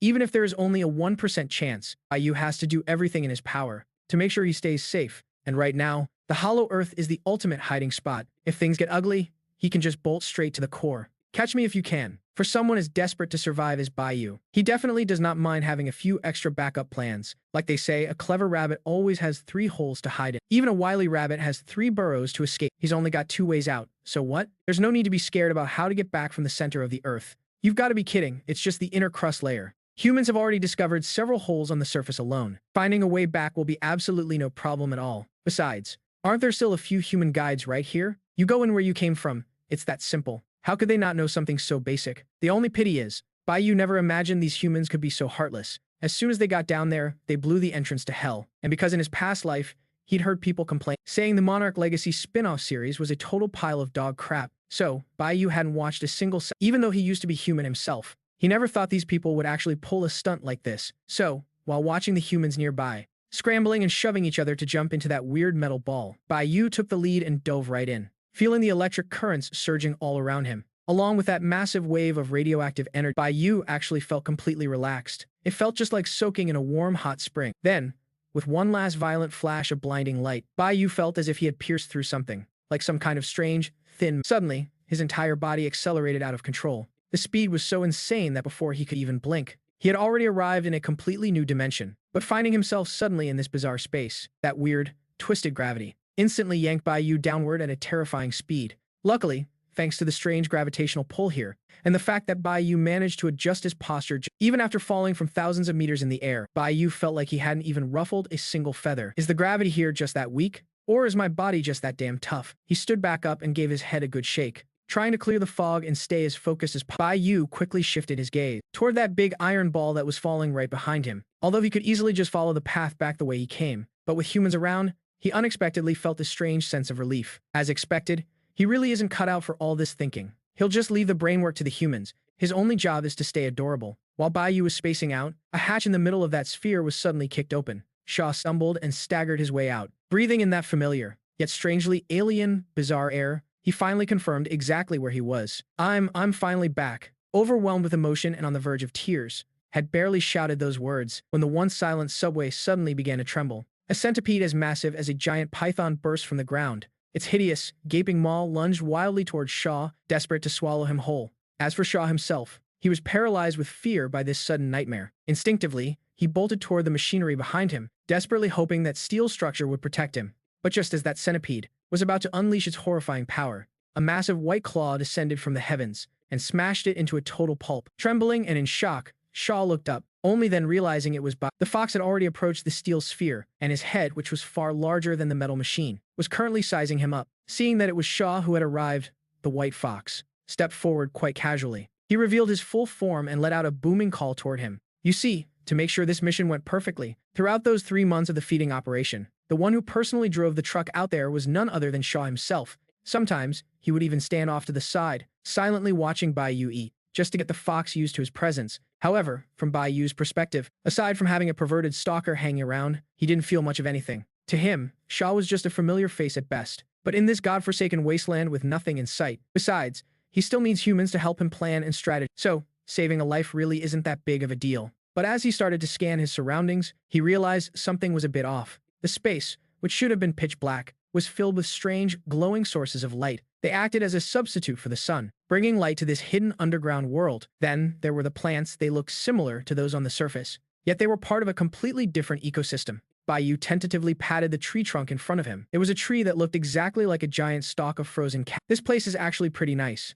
Bayou took a quick sniff around the area. Once he sensed there were no strange beasts nearby, he let out a low growl and charged straight into the jungle. He was ready to cut loose and have some fun. As Bayou vanished into the thick forest, Shaw noticed Kate walking out, rubbing his aching head. Since he wasn't wearing any protective gear at all, he had passed out cold during the descent. Luckily, Shower had quick reflexes and managed to pull him close to his chest. Fortunately, he didn't suffer any serious injury. But being in such a bizarre world for the first time, even with someone like Bayou around, the massive bodyguard he'd known for months now, he still felt incredibly uneasy. Who are you? At the sound of that familiar voice, Shaw didn't hesitate for a single second. Driven by pure instinct, he immediately scrambled back into the iron sphere. He could actually hear his heart thumping wildly against his ribs. He didn't have the courage to face this person. He felt like he owed her far too much. Meanwhile, Kate, who still hadn't quite was looking around with a confused expression. He turned toward the source of the voice, and he saw a woman who looked remarkably like himself. She seemed to be only a few years older than him. Mitsuko stood there with a bow in hand, her expression cold and serious.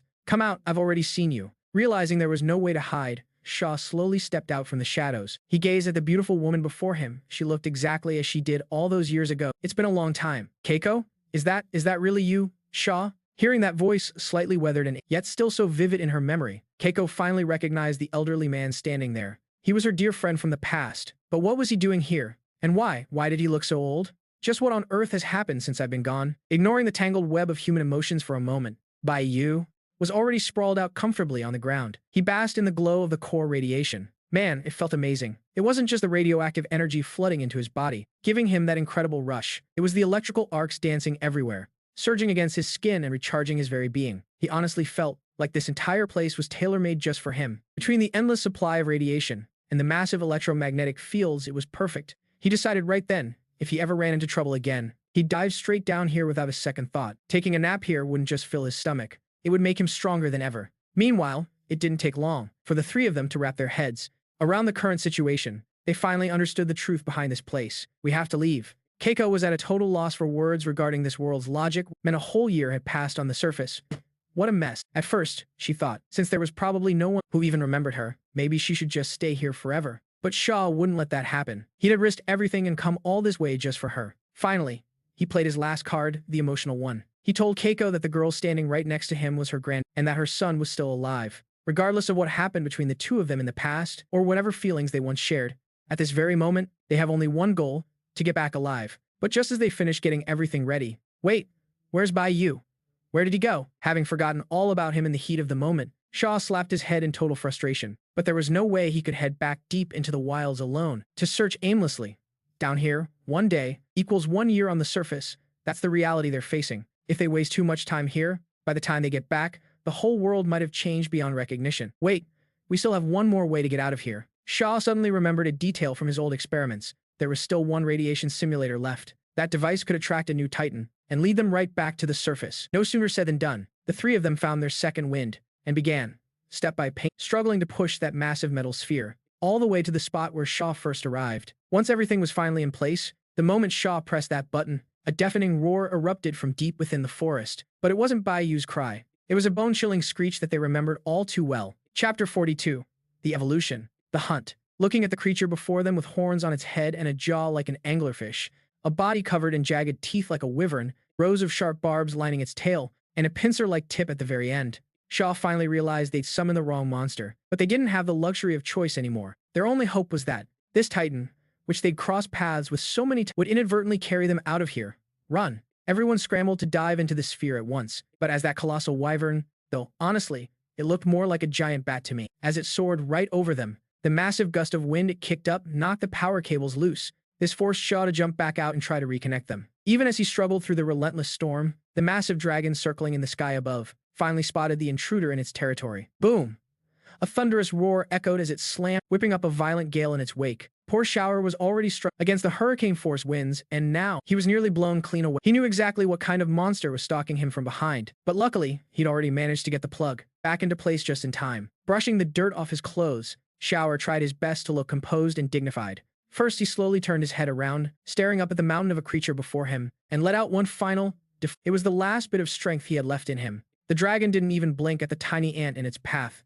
Li Zilong scrambled to his feet in a total panic, but Shower just looked back at his savior. This was the second time his life had been saved, and the way it happened was almost identical. A massive beast, cloaked in white and purple, slowly came into focus before his very eyes. Every step it took was graceful yet heavy as if announcing the arrival of a true king. Even the king mark etched in purple on its forehead began to pulse with a blinding light. As the beast emerged, every bolt of lightning in the surrounding area acted as if it had finally found its master, surging frantically toward him in a wild frenzy. Framed by a million crackling bolts of light, Bayou looked like the god of thunder descending from the heavens. God only knows how long he'd been standing there, radiating such an overwhelming Finally, he lifted his gaze, watching as the colossal beast leaped right over his head, shielding the entire group behind its massive frame. Those little runts back there? They're my boys, so piss off. Who the hell do you think you are? This is my damn house. Now get the hell out of here. Actually, this place, I've got my eyes on you. Screw off. Don't be fooled by those wings that look like they're blotting out the whole sky, even if they do span over 100 meters. To Bayou, it doesn't mean a thing. That guy has just got big wings, and that when it comes to actual bulk, Seong Mutuo is way bigger than him. Besides, at this very moment, Bayou is already over 30 meters tall. His length is over 60 meters. Add in that sawtooth tail that's over 30 meters long, and if you round it up, his total body length is well over 100 meters. Since they're both over 100 meters, who's supposed to be scared of who? Not to mention, while Bayou was resting earlier, he was stunned to find the power reactor inside him was already running at full throttle. Energy was surging through every inch of his body. He even felt like he was about to blast something out of his mouth. The trash talk finally came to an end. Li Zilong stopped wasting his breath and took a massive leap instead. He soared high into the air and began to glide. Once he gained enough momentum, he went straight into a dive. He lashed out with those enormous claws, but Bayou had already read his move. He quickly lunged to the side. With his movements still sharp as ever, he was able to see that so-called sprint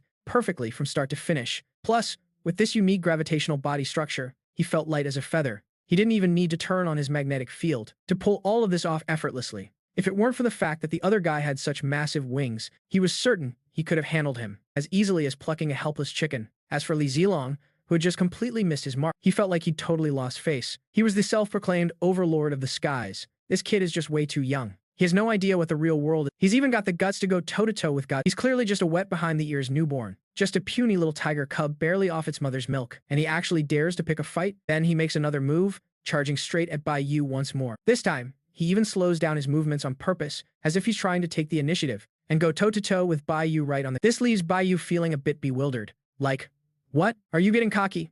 Or do you think I've gone soft? A creature meant for the skies is actually coming down to the ground to scrap with a tiger? Fine. I'll give you exactly what you want. About 100 meters away from Bayou, Li Zilong hits the dirt and starts scrambling on all fours. He stops gliding with those massive wings and starts sprinting toward him instead, and Bayou doesn't back down for a second, meeting him head-on. He lunges forward to meet right as the two are about to collide. Li Zilong instinctively snaps his jaws, trying to get a bite in, only to get a massive slap across the face. A flying dragon has no business fighting on the ground, especially when it's up against a true king of the land. Taking a 10,000-ton slap right to the face, he loses his balance instantly. His entire body is swiped right to the side. Bayou wastes no time and pounces on him immediately. He sinks his teeth deep into the guy's neck, pinning those wings down hard with his claws. He uses one back leg to hold the body in place and braces the other against the ground. He keeps stomping, leaving deep craters in the dirt. From start to finish, besides that one slap, Bayou only had to make a single pound. As for Li Zilong, he couldn't even manage a counterattack. Honestly, he just can't wrap his head around it. Why are the monsters in this universe all such complete idiots? You're a creature that belongs in the air, yet you insist on coming down to the ground for a brawl? It's just like Ghidorah. Every time he sees Godzilla, he wants to scrap on the ground. Seriously, what? So you want to crush your opponent right where they're strongest? Then why don't you just jump into the ocean and try to fight them there? Rodan is actually somewhat normal. He completely dominated the sky. But there's not much else to say about that. Based on this, we can probably guess that the director really wanted to give the audience a taste of some super intense, raw melee combat. Otherwise, for a hybrid of a long-range marksman and a berserker, watching them fight a standard warrior would be boring as hell. As for this little dragon I've got my teeth into right now, if the guy were to stand up on two legs and stretch his body out to his full height, he'd be about 30 or 40 meters tall. If you ignore those stubby little wings, he's already comparable to a hunched-over Rodan. When Rodan stands fully upright, he can actually exceed 60 meters. I mean, that's why they call him an alpha-level titan, right? 2.5 times the speed of sound, a massive wingspan of 264 meters, and a standing height of a full 60 meters. With all these top-tier specs, it's obvious he's the absolute overlord of the sky. But then there's this alien jerk who also happens to have wings. That being said, it still proves just how powerful Rodan is. After all, as soon as Ghidorah broke the seal, the first one he went looking for was Rodan. Doesn't that prove his strength? As for this guy I've got in my grip right now, he's just completely clueless. Godzilla sensed the threat and went straight for the big boss. Man, you're just a puny little wyvern. It's not like you're Ghidorah. Are you actually brainless or what?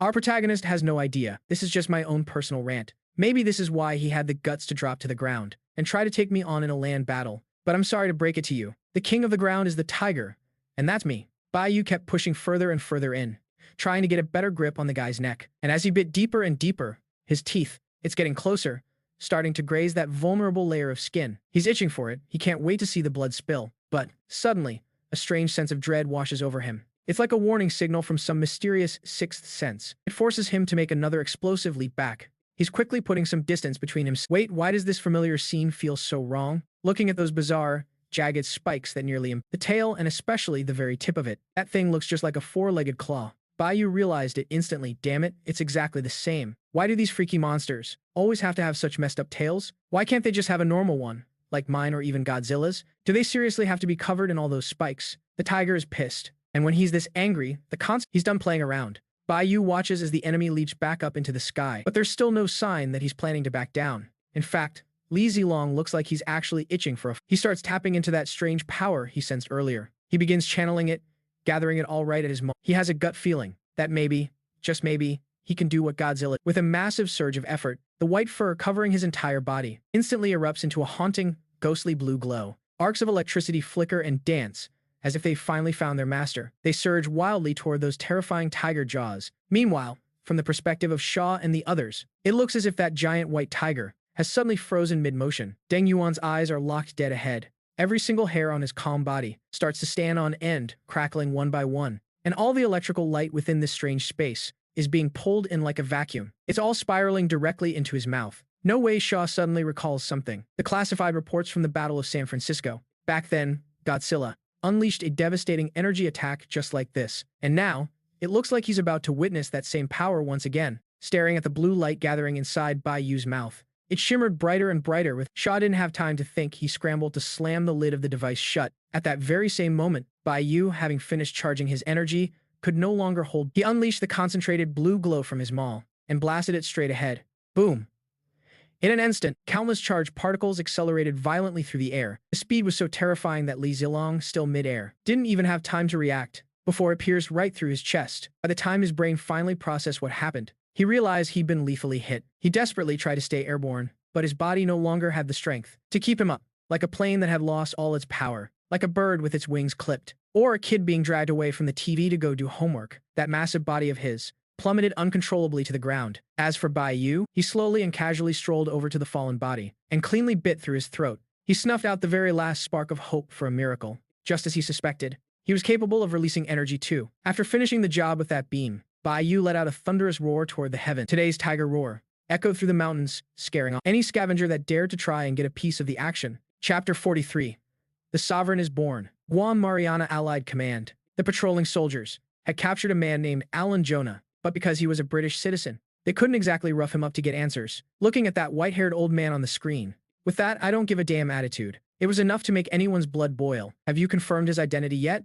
Alan Jonah, he has dual citizenship, and he's incredibly wealthy. And those mercenaries with blood-stained hands, they sound like real scumbags. So, what exactly is he doing here? I don't know, but we're about to find out. Rumble times. Suddenly, right in the middle of the questioning, the once calm ground began to shake violently. It was as if an earthquake had just appeared out of thin air. Every single signal started going haywire. But when they finally looked outside, everyone realized who the real culprit was. With a deafening boom, the earth was torn wide open, leaving a massive chasm. Crawling out from the crack was a Muto with enormous, powerful arms. But this particular Muto was worlds apart from the male and female pair we've seen before. Its massive forelimbs were marked with faint, yellowish-brown patterns. The jagged spikes rising from its back far surpassed those of the female. Just by looking at it, you could tell it was some kind of ultimate apex predator. Suddenly, faced with an attack from an alpha-level titan like this completely caught off-guard military base clearly had no way to mount an effective counterattack. Everyone, fall back, retreat immediately. A soldier helping people evacuate noticed it. That colossal monster in the distance was swaying back and forth, as if it were searching for something. Just by moving an inch, this monster easily demolished those human achievements worth hundreds of millions of dollars. Those steel beasts that could withstand a head from a 120mm smoothbore cannon were nothing more than toys beneath its massive. They seemed so incredibly pathetic and fragile. If the Earth created us humans, then why would it create things like this? No one could answer him. In this moment, other than scurrying like ants to save their own skins, there was absolutely nothing they could. But the one guy who actually has the power to stop all this has finally arrived. As the Muto Prime, after finally picking out a meal that it was satisfied with, and just as it was about to take that tiny-looking nuclear submarine in its mouth and leave, the king of the monsters makes his grand entrance, with his dorsal fins rising high above the surface and seawater cascading off him like a massive waterfall. Godzilla has reached the shallows and stands tall and imposing, glaring at the Prime, Muto wreaking havoc right in front of him. When these two enemies meet, their eyes burn with pure hatred. Standing at 108.2 meters tall, with a tail length of 167.7 and weighing over 90,000 tons, God couldn't care less about the massive physical disadvantage between himself and the Prime Mewtwo. He lowers his head and starts a full-on charge. No matter who the opponent is, this guy has never backed down from a fight, especially not against this monster, the mortal enemy who slaughtered the last of his kind. But it's clear that the starving Prime Muto, who just emerged after so long, has no interest in getting bogged down with its natural enemy. Although it senses that the pair of offspring it left behind in the past have already gone silent, it can still feel that one descendant still remains in this world. Not to mention, it discovered that the world is suddenly filled with countless snacks just like the one in its scattered everywhere. Because of that, it sees no reason to waste its energy trying to take down a creature that actually poses a threat. To the Muto, it's just not worth the effort. While Godzilla is still trying to get his footing on the shore, the Prime Muto suddenly swings its colossal fist, catching Godzilla completely off guard and knocking him straight back into. Then, it quickly retreats to the hole it crawled out of and makes a clean getaway. All that's left is Godzilla, hauling himself back on. He lets out a roar of pure, bitter. He's got his pride, but he's far from a fool. There's no way he's going to go tunneling into the earth just to try and scrap with Muto Prime down there. At the same time, he can sense that his old arch-rival is running dangerously low on energy. This might just be the opening he's been waiting for. But then, everything goes deathly quiet. That's when the team from Monarch finally arrives on the scene. Leading the group is Dr. Emma, the same woman who had mentored Bayou before. Right now, Emma is bundled up in a heavy military coat, hands shoved deep in her pockets as she stares at the wreckage scattered everywhere. Behind her, Lee, Christensen, and Shinzi, along with Vivian, are all busy investigating the bizarre anomalies from the past few days. They're checking the geological data. 18 hours ago, a massive earthquake hit the Qinghai region. Even after things settled down, that aftershock seemed to have a mind of its own, constantly pushing west-southwest, which is exactly where they are now. Because it followed the path of the Pacific Ring of Fire, all the experts just shrugged it off, thinking it was just some routine tectonic movement. Too bad for them, they couldn't have been more wrong. Emma leads the team further into the site. After speaking with the surviving local soldiers, they confirm the identity of the threat. It's a Mewtwo. Only this one is far more ancient, and far more. When everyone regathers, they look up at their commander, wondering what the move is. Dr. Emma, given how well the guidance project went, you're the one in charge of this entire operation. Understood. I appreciate the trust you're putting in me, but it's pretty obvious that this position doesn't just come with free power. So, as a doctor of superbiology, I've got to know how exactly are we going to explain this to the Ali Council? How are we supposed to explain this to the committee? And how on earth do we explain it to the rest of the world? We already had two Mutos show up earlier. Their battle nearly leveled the entire city of San Francisco. The economic impact and property damage they caused along the way, it's simply astronomical. And now, out of nowhere, a third one, and just by looking at it, this one seems way more dangerous than the last two. God knows, once we're done with this one, if even more of them will come crawling out. They're actually planning to use nuclear weapons on their own soil. Isn't it embarrassing enough if word of that gets out? Just tell them to keep their cool. We can handle this situation. We're sorry, but we're just the messengers. You're still the one who's going to have to talk to them. And so begins the endless bickering. Humans are always like this, aren't they? They'll throw everything away for the sake of profit, but the moment they face any real hardship, they immediately try to find someone else to take the hit. Look, every time a creature tries to attack, Godzilla shows up. Maybe he has some kind of protective instinct. Or maybe, in some cosmic way, he really is on the side of the protectors.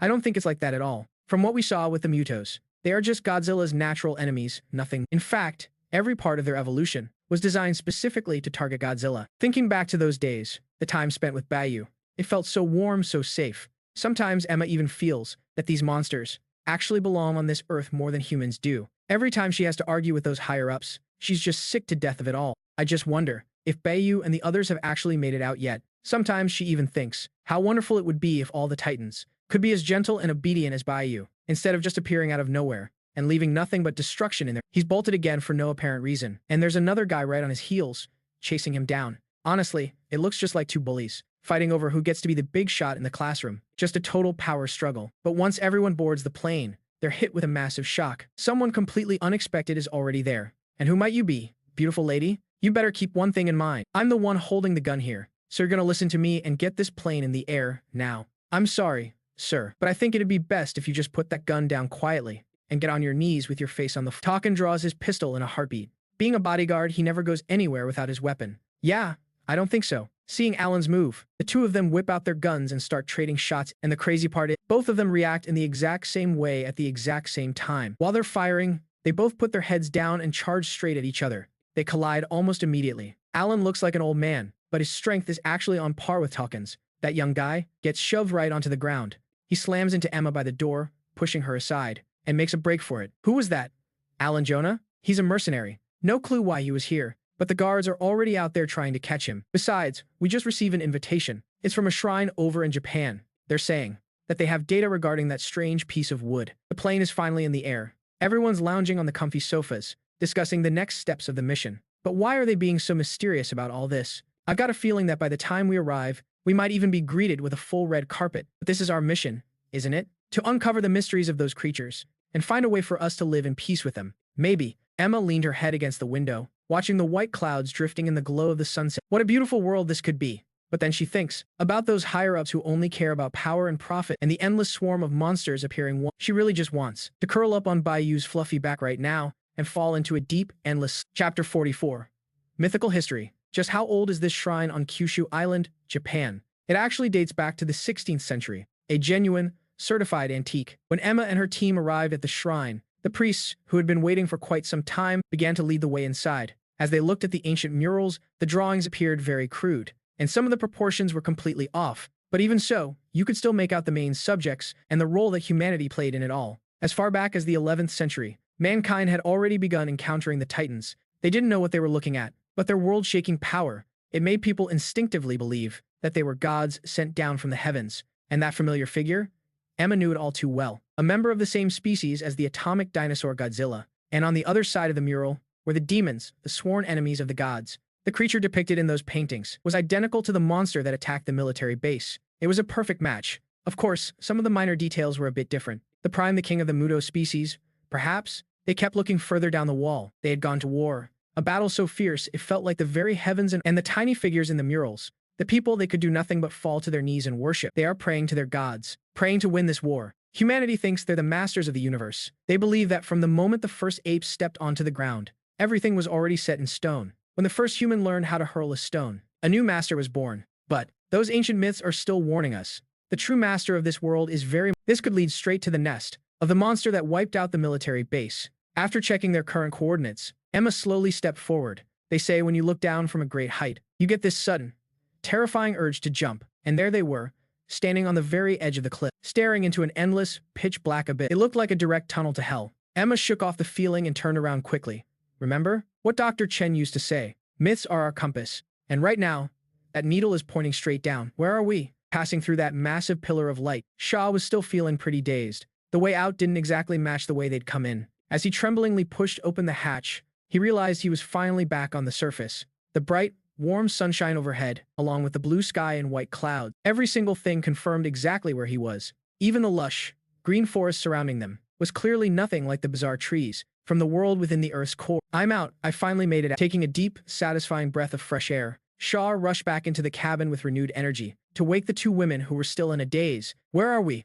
"I don't know for sure, but theoretically, we should be somewhere in the southern hemisphere." The three of them hadn't wandered far from the pod when they were shocked to see something in the distant valley. A massive steel structure. It looked like some kind of giant facility, but as they tried to head toward it, the once quiet forest suddenly swarmed with a troop of fully armed soldiers surrounding them in an instant. Staring down the dozens of muzzles pointed at them, they immediately dropped any thought of fighting back. They obediently raised their hands in surrender. "I surrender."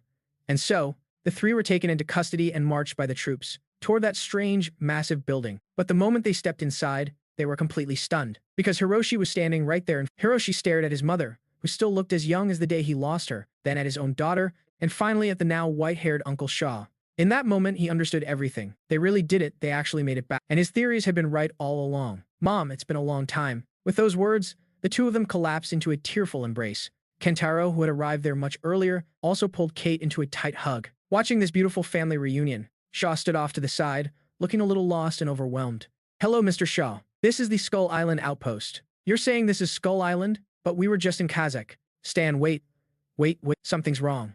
Where did the white tiger go?" Having finally returned to human society, Keiko sat down with Kate, and they began to catch up on everything they'd missed. Meanwhile, Shaw stared intently at the map spread out. Is it possible that the Hollow Earth theory was right all along? They had traveled over 10,000 kilometers to end up on the complete opposite side of the planet. But then, a second problem surfaced. Where was the white tiger? They clearly remembered following him straight into the rift together. He even had a huge chunk of meat clamped in his jaws. There's no way he could have ended up that far away. "I'm so sorry, Mr. Shaw. We have no record of the white tiger's whereabouts. In fact, across all our monitoring stations around the globe, we haven't found a single trace of him." A heavy silence fell between the two sides. Suddenly, an incoming message left Hiroshi looking absolutely pale. With a grim, shaken expression, he looked down at the data. "An Alpha-class monster has just emerged in Japan." "Alpha-class?"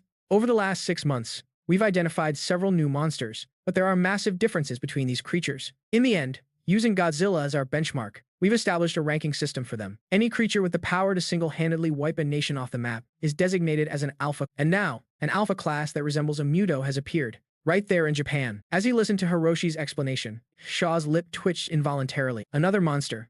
Just like that. And just by the sound of it, he could tell this new one carried a sense of dread far beyond those two in San Francisco. Since such a terrifying monster can just show up on the surface out of a creature that horrific, what was even the point of him blowing up those tunnels leading to Earth? Was it all for nothing? Coupled with the disappearance of his savior, Bayou, Shower felt more and more consumed by guilt. Meanwhile, in Japan, Dr. Emma and her team were already set. They were preparing to rappel down, to see what was actually hiding deep underground. "Don't you feel it? This cave, it looks like a demonic shadow glaring up at the heavens. Just get down there already.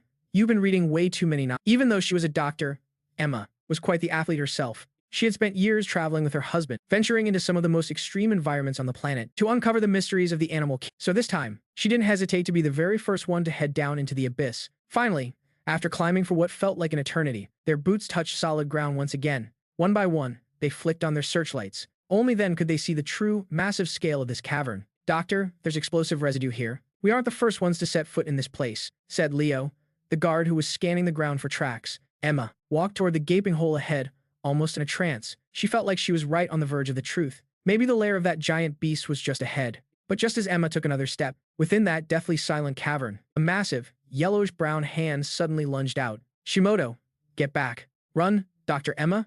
Get out of there. We have to go back now." She shoved aside the arm that tried to pull her away. Emma still wanted to charge forward, but Tarkin, who was right beside her, grabbed her in a tight. "Let me go, Tarkin. I have to know what that thing is." But unfortunately, her frail frame was no match for those powerful, restraining arms. Everything else would just have to wait until later. "But right now, we have to go back. So please, just listen to me." With the help of the ropes, the expedition team was quickly hauled upward. At the same time, that giant yellow hand belonging to the younger brother finally revealed its owner's massive form. As they were pulled rapidly higher, the group looked down from their vantage point and saw that colossal insect again. It seemed to be staring up at them, letting out cries that sounded strangely heartbroken. Suddenly, there was another violent tremor. Even more rocks came crashing down from above. As Emma forced herself to stay calm, she caught a glimpse of a white figure, It seemed to be chasing them, climbing higher, but before she could get a clear look, they had already reached the very top. With the help of the guards, they managed to scramble onto the ledge at the cave entrance. Still unwilling to give up, Emma rushed back to the cliff's edge, desperately trying to find that white figure that had already vanished into the darkness below. I saw him down there, Tarkin. You shouldn't have stopped me. Look, we were just seconds away from being crushed by 1,000 tons of— And no matter what's down there,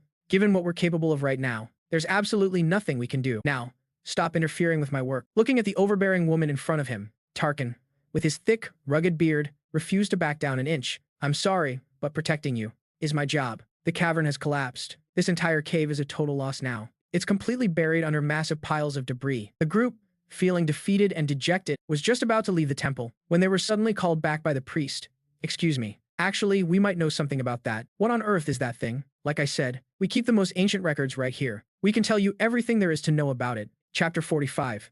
In legends across Japan, we all worship a certain deity, an incarnation that takes the form of a fish. It has gone by many names like the earthquake catfish, the one who brings earthquakes, the summoner of ruin. This is the oldest shrine in all of Japan. It holds the most complete archives in existence. The priest began his explanation, a hint of pride in his voice. Finally, he took all the documents related to the creature and handed them to Emma, who was standing right. Doctor, the earthquake catfish has an even more ancient form, an even more powerful one, the earthquake beetle. It's also known as the dragon beetle. Emma stared intently at the black and white illustration on the paper. The drawing looked exactly like what she had seen before. Overall, it looked a lot like a female Muto, but it was far, far more massive. It had a pair of absolutely terrifying limbs, and on those limbs, there were joints that split backward. They looked like giant, crushing pincers. It walked on all fours. The limbs on its belly were smaller, but they were still way stronger than the joints of a normal Muto. That's the key that allows it to snatch up a 10,000-ton small nuclear submarine with nothing but its bare. Alright, so what else can you tell me about him? Please do not refer to that being so casual. We cannot use something as simple as gender to define such a great presence. The priest's face was filled with absolute devotion. It reminded Emma of something subconsciously, the way Serizawa looked whenever he faced Godzilla. Maybe she didn't even realize it herself, but she wasn't any better whenever she faced Shiraha. Deep down, I think all those top-tier scientists, they've all got a touch of madness in them. Even old Serizawa believes in the occult. Euro 749 was actually founded by him. This temple was built specifically for the god of thunder, the lord of lightning. According to ancient myths, the god of thunder and the seismic bug have been sworn enemies since the dawn of time. There's only one prophecy concerning them. When the lord of lightning can no longer beat his drum, the seismic bug will rise again. Emma was deep in thought, reflecting on the priest's warning, but Tarkin quickly interrupted her from behind. Doctor, we've confirmed the target. We're heading to Siberia. All right, I'm on my way. While boarding the plane, Emma couldn't stop thinking about the drumbeat the priest mentioned, and the image of the fallen atomic dinosaur on that mural. Bayou was completely on edge, barely even daring to breathe. He had his thermal sensors, and optical camouflage cranked up to the max, to avoid being picked up by sonar. He even activated his body's magnetic field. It's designed to absorb any kind of electromagnetic radar signal. Who knows if this weird ability he's had since he was a kid will actually save his life when things get ugly? He used to think that since he could fire beam cannons now, he'd finally join the big leagues and become a true titan. He thought, from now on, nobody's going to talk down to me ever again. He was feeling all high and mighty. But boy, did reality hit him hard and fast. He had just jumped out of that portal when he ran straight into the final boss. I mean, can you imagine? Seriously, guys, he wakes up from the hollow earth tunnel, finds himself in this massive crater, and then there's this absolutely terrifying monster staring him dead in the eye. Scared out of his mind, he spat out what was left of the dragon scraps in his mouth and just bolted for his life. Fortunately, moving on all fours allowed him to stay pretty agile in this massive cave. I mean, just looking at that giant fist, which was literally as thick as his own waist, made him realize that if it ever came crashing down on it, there wouldn't be enough left of him to bury. But even as a tire, how could he ever outplay the true master of these underground tunnels? Muto Prime didn't even spare a glance at Li Zilong's corpse that Bayou had dropped. Instead, it seemed completely obsessed with Bayou, and it began scrambling after him with every limb flailing. As for Bayou, he finally managed to spot a massive tunnel up ahead. He could see a faint glimmer of light coming from the end. That's gotta be the exit. But Muto Prime saw that light too, and with a casual thump against the ground, the entire tunnel collapsed. This scared the crap out of Bayou, and he immediately tucked tail, darting off in a completely different direction. You have to understand, Muto Prime's punches can deliver. Level 9 Earthquake Strength Ultrasonic. This is the same beast that shattered Godzilla, and its swimming speed is no slower than the atomic dinosaurs. But as he kept running, he realized he'd stumbled right into a dead end. Hearing the thunderous booms getting closer and closer behind him, a desperate Bayou could only squeeze his eyes shut. He pushed his survival instincts to the absolute limit, curling up in a tiny, inconspicuous corner. He listened as the deafening roar approached from the distance, paused for a nerve-wracking moment, and then finally faded away. Only then did he dare to open his eyes. That giant bug, it was a Muto, right? But since when did Mutos get this freaking huge? And why was it so jacked? Yeah, exact. Bayou decided that jack was the only way to describe that thing. He honestly felt like that massive fist could kill Godzilla in a single blow. After sensing his and confirming there were no signs of any living creatures, Bayou finally crawled out of his hiding spot, trembling all over. But looking at this maze-like cave system below him, how on earth was he supposed to get out? Oh well, he'd just have to leave it to luck. Looking totally dejected, Bayou started emitting constant low-frequency sound waves from his body and quickly processed the echoes as they returned. He felt like, well, like a bat lost in a deep cavern. The poor guy felt so wronged, but he wasn't about to complain. Meanwhile, the Supreme Muto had been fast asleep, when suddenly, he sensed a strange sound wave. It sounded just like the voice of one of his children, but when he reached the source of the sound, he found a very strange, white creature instead, with that white skin and all that fur. No matter how he looked at it, this didn't look like his kid at all. Could it be that one of his offspring had ended up producing some kind of hybrid? It was pretty obvious that even as a god worshipped by humanity, a being with the power to reshape the entire world, the Supreme Muto clearly didn't have genetic mutation in his vocabulary. How was he even supposed to react? But based on the signals he was picking up, this stranger was indeed one of his own kind. And in the mouth of this relative was the carcass of a dead titan. He just couldn't figure out why. As soon as this relative saw him, he let out a panicked shriek, dropped his prey, and bolted. This actually sparked a bit of curiosity in him. Ignoring the chunk of meat left behind, he began to follow him at a casual, steady pace. But who would have guessed? He actually lost the guy's trail in his very own home. 1 second, the fellow was right there in front of him, and the next, he had vanished without a trace. Soon enough, he lost interest in tracking Bayou, having slept for over 1,000 years. If he hadn't sensed the signals of his two offspring from the outside world, vanishing once again, he probably would have never woken up. Back then, he had worked so hard. How did he stand out from countless other Mutos to become the Muto Prime? It wasn't just about his raw, unstoppable power. No, it was his cold, calculated caution. That's exactly why, even when he knew for a fact that he could take down that atomic dinosaur from before, he still refused to fight it out to the bitter end. Without a 100% chance of winning, he wouldn't let a single scratch touch his body. And right now, his only mission is to fill his gut and claw his way back to his absolute peak. He didn't care about that weird member of his own kind. As long as he's alive, the Muto race will never truly die out.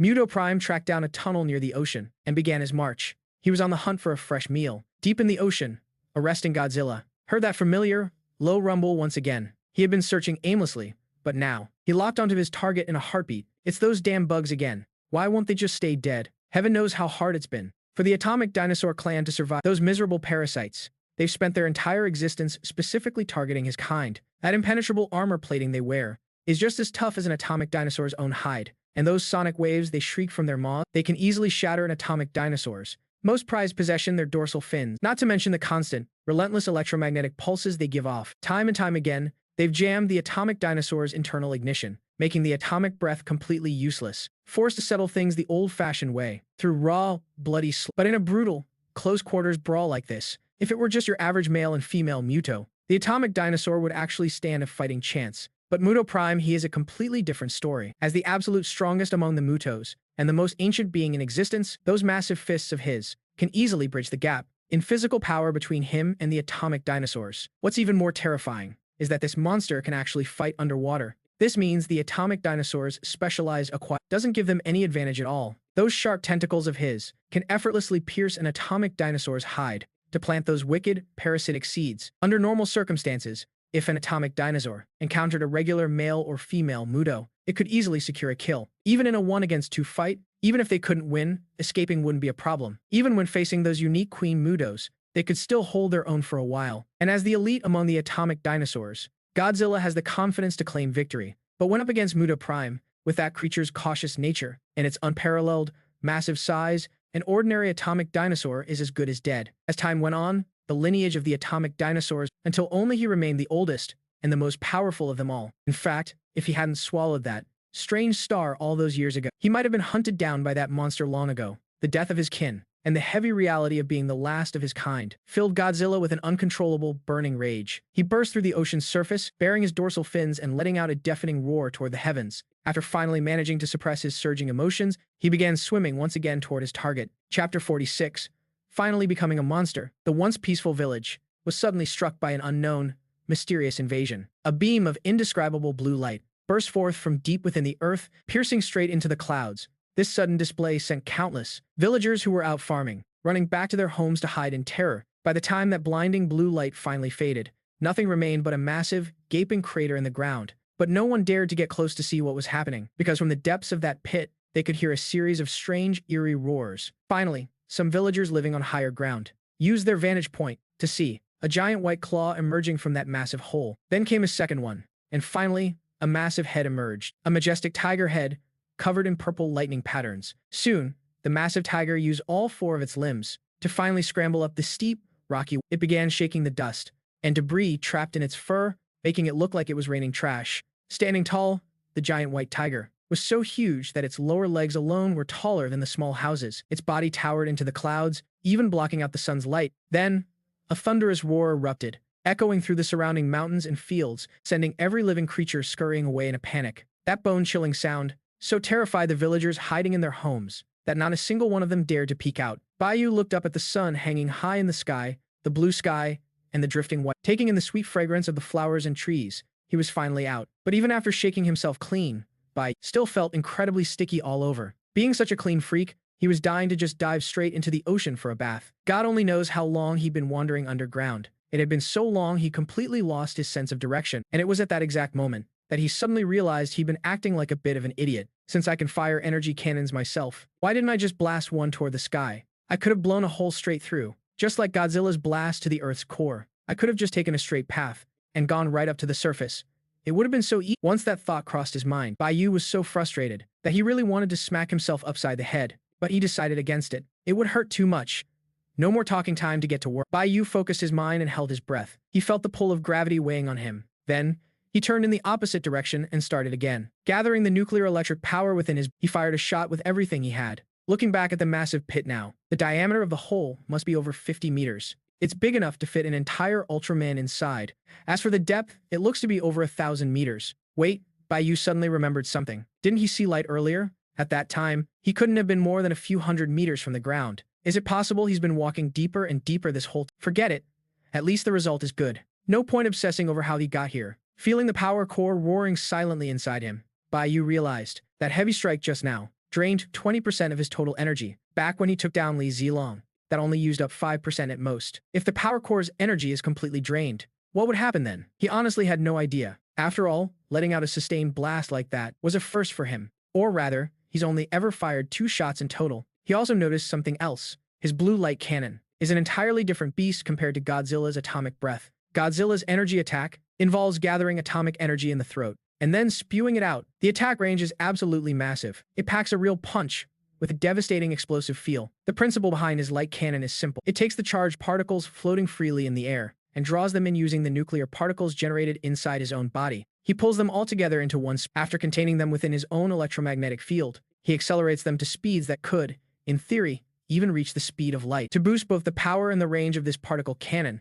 Bayou also needs to use magnetic or electric fields. This allows him to control the movement of those particles, forcing them to cluster together and form a tightly packed beam. Once those particles are accelerated and focused to the extreme, Bayou can use specialized pathways to fire them directly from inside his body. These channels could be his mouth, his chest, or anywhere else for that matter. Hell, if he really wanted to, he could even fire a blast from his own butt, but that would just be way too embarrassing to watch. This technique has an official name, the nuclear particle cannon. Even modern humanity has started implementing this tech into many of their weapons, from electromagnetic catapults on aircraft carrier decks to the railguns used as main batteries on. They all share the same brilliant logic. And that, my friends, is the true power of knowledge. So, to put it in plain terms, he's basically condensing a ball of energy in his mouth and then shoving it out with incredible force. It's just like a standard cannon firing mechanism, but instead of gunpowder, it uses electromagnetic propulsion. Those conventional gunpowder shells are replaced entirely with charged particle cores, and because of that electronic push,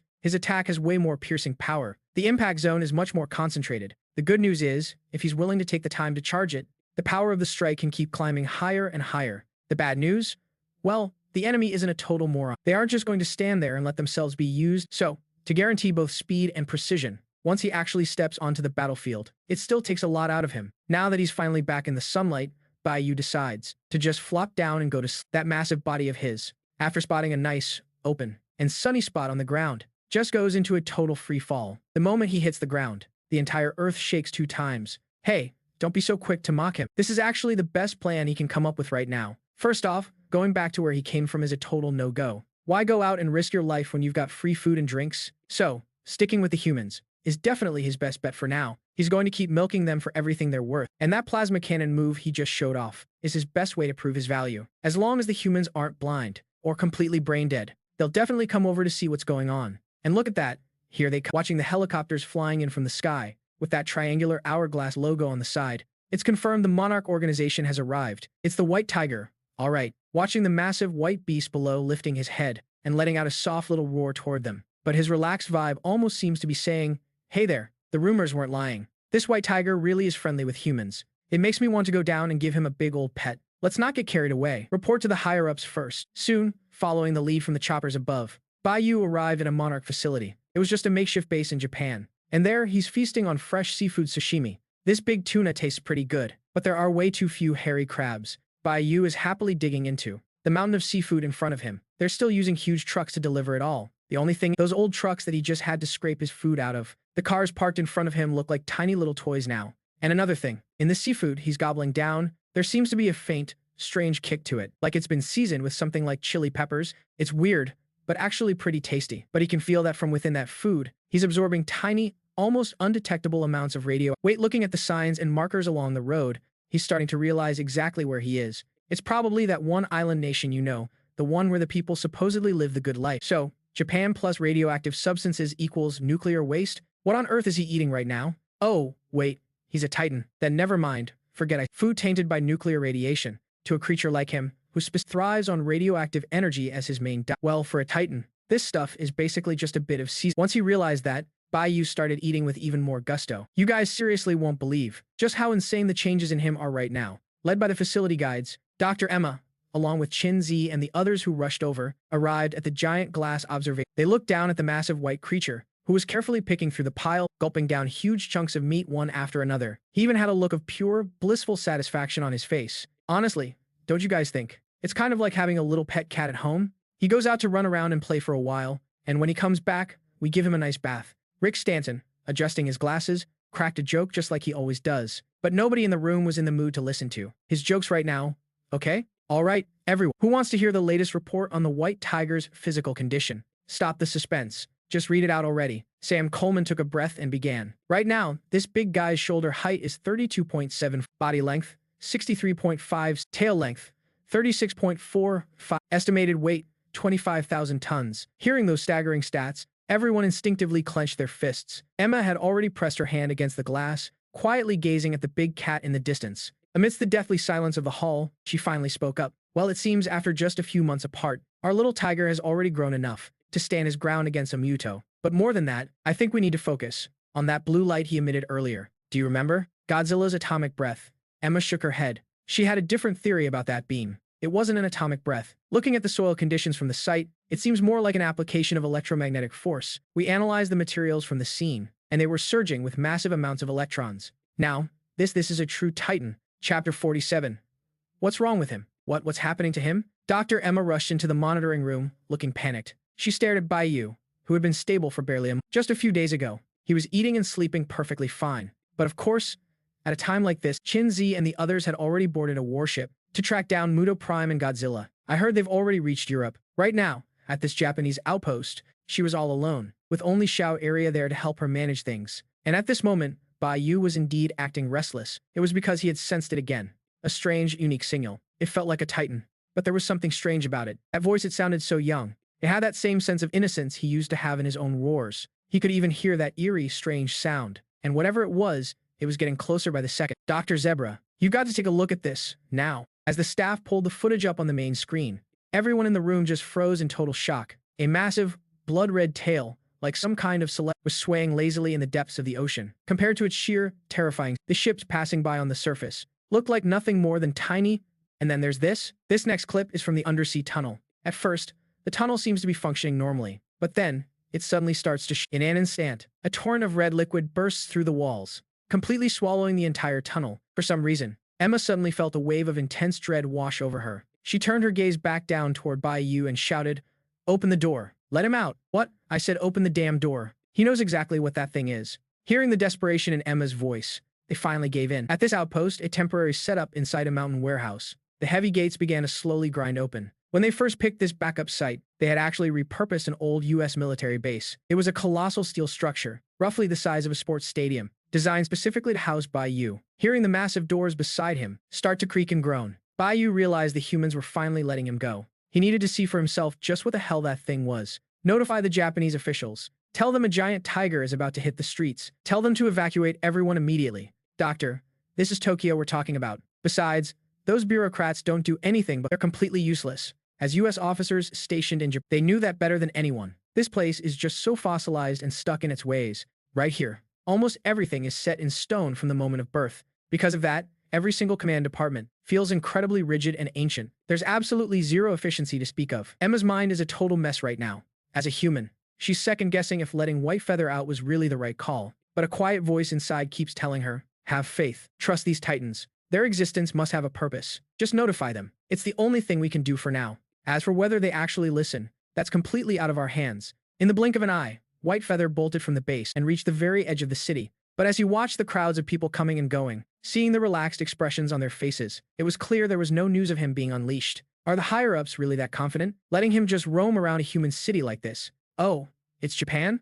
Well, then White Feather activated his thermal sensors and optical camo. He suddenly realized, these two tricks always seem to come in handy, especially when they're trying to dodge human surveillance. The best way to stay hidden in this world is still by channeling electromagnetic force through the soles of his feet. Effortlessly, White Feather leaped onto the rooftops lining the streets and started racing across the city. Meanwhile, Emma and her team had already boarded a plane, monitoring him from a distance. After all, according to the radar, that massive blank unknown object was basically a giant marker showing exactly where White Feather was. Emma also needed to make sure he didn't go off course and accidentally hurt any civilians. Even if she had made that decision in a moment of pure impulse, she still doesn't regret it for a second. She just has this feeling. He felt a deep, inextricable connection with Bayou. Bayou? Who the hell are you? And because of that, he also gave up on you and the position as the head of the Monarch organization, which had risen to power following the prime Muto incident. From her high vantage point, Emma could already see it, that massive tail still thrashing out there in the ocean. Did you inform the Japanese cabinet? I told them, but they said they need to hold a meeting to discuss it first. Emma looked down at her watch. Since they first notified them, 2 hours had already slipped away. Not to mention, it's been less than 2 years since the Great Battle of San Francisco. To the world's leaders, these titans are already a terrifying household name. Now, 2 titans are about to show up right in the middle of the city, and they actually have the nerve to waste time in meetings. Emma frowned, her brow furrowing. She still couldn't suppress her sense of human compassion. Suddenly, she turned her gaze toward the white-haired old man in the driver's seat. She hoped his wealth of experience could help her make the right decision. Don't look at me. I'm just here to repay a debt. You're the boss. Let's keep following them. At the very least, we need to find out why they're clashing. A few dozen kilometers through the city center was absolutely nothing to the Bayou of today. In less than 30 minutes, he had already sprinted across the entirety of Tokyo, and that was even while he was doing his best to keep himself hidden from view. While he was running, he caught sight of a giant screen on the skyscraper. On the display, there was a man in a blue suit who seemed to be giving some kind of announcement. No, wait, a message just came in from over there. They're claiming this thing is an aquatic creature. They say it's impossible for it to come on land. There's just no way it can come ashore. Emma hears this ridiculous excuse, and she's so annoyed she almost wants. Meanwhile, Shaw points down below at the massive figure that's already surged into the river channel. Countless boats and cars are being tossed around by the waves like toys. By now, Bayou has also reached the coastline. He stares at the giant red creature in the river. This thing is absolutely massive. From head to tail, it's likely over 60 meters long. But at this moment, Bayou himself is clearly no small fry either. From head to tail, his length actually exceeds 100 meters. Just looking at this strangely familiar scenario, and those big, intelligent eyes that poke out from its head every now and then, he knew this world was chaotic, but he never expected it to be such a damn mess. In the original story, the only reason they beat this thing was because they were basically bullying it before it could even. If this guy keeps evolving at its original pace, even Godzilla in his burning form might not be able to win, and this creature has a name, Shin Godzilla. The name is almost identical to the classic Godzilla, and their appearances are mostly the same too. But when you look at the version and origin, the two are worlds apart. The other version is an ancient creature from hundreds of millions of years ago. After being exposed to nuclear radiation, it slowly evolved into what it is today. Ancient, powerful, and with infinite potential. As for the one right in front of him, it's also some kind of ancient life form, but it was forced to evolve by absorbing mysterious nuclear waste. Ah, yes, the all-powerful nuclear waste. And while it's evolving, it has also started on an unstoppable path to godhood. It will transform toward the most perfect state in the genetic spectrum. It's starting to change. From the first stage, a marine creature, to the second stage, an amphibian, to the third stage, walking upright. Plus, with that fourth stage complete form, it only took him a matter of days to finish what would normally take a species millions, or even tens of millions of years of evolution. Not to mention that controllable nuclear fusion reactor, which is a total standard feature for Godzilla. Its only real weakness might just be those overly young body cells. They're just too immature. In the end, its blood was cooled by a massive amount of coagulant, causing the internal energy to stop circulating and automatically sealing it away. Along with thunderous footsteps, that monster that had been crawling through the sea finally made its way onto land, and now its full form was finally revealed for everyone to see. A gargantuan, brown, lizard-like creature, slithering across the ground, just like a giant python. As it pushed forward, endless amounts of red blood spilled out from the gills on its neck. At a rough guess, it must have been hundreds of pounds. Up in the air, Emma caught sight of it too. That bizarre body structure, and those coral-like dorsal fins protruding from its back, made her inexplicably think of Godzilla. No, wait, Emma quickly pushed that ridiculous thought out of her head, because this thing was just way too ugly. Compared to the heavy-set and somewhat majestic-looking Godzilla, this was nowhere near it. No, Godzilla, whether in terms of ability, size, or appearance, truly is something mysterious. What about White Tiger? Is he doing anything? Shaw glanced at the coordinates on the screen, then checked the spot on the ground. White Tiger is making a move, looking at Shin Godzilla wreaking havoc right in front of him. Even though Bayou felt that everything the monster was doing was actually pretty satisfying, but to ensure his own safety in the future, he still felt like he had to take that thing out for good. That fifth stage, right there on its tail, that massive cluster of bizarre, twisted humanoid creatures. It's just too creepy. And judging by the way it's evolving, it's honestly on the same nightmare level as Destoroyah. Face a split second later, the whole thing went up. Job done. Bayou looked up to see nothing left but a cloud of smoke and falling embers in the sky. He shifted his gaze back, scouring the ground until Shin Godzilla, who was still desperately trying to crawl toward the roar.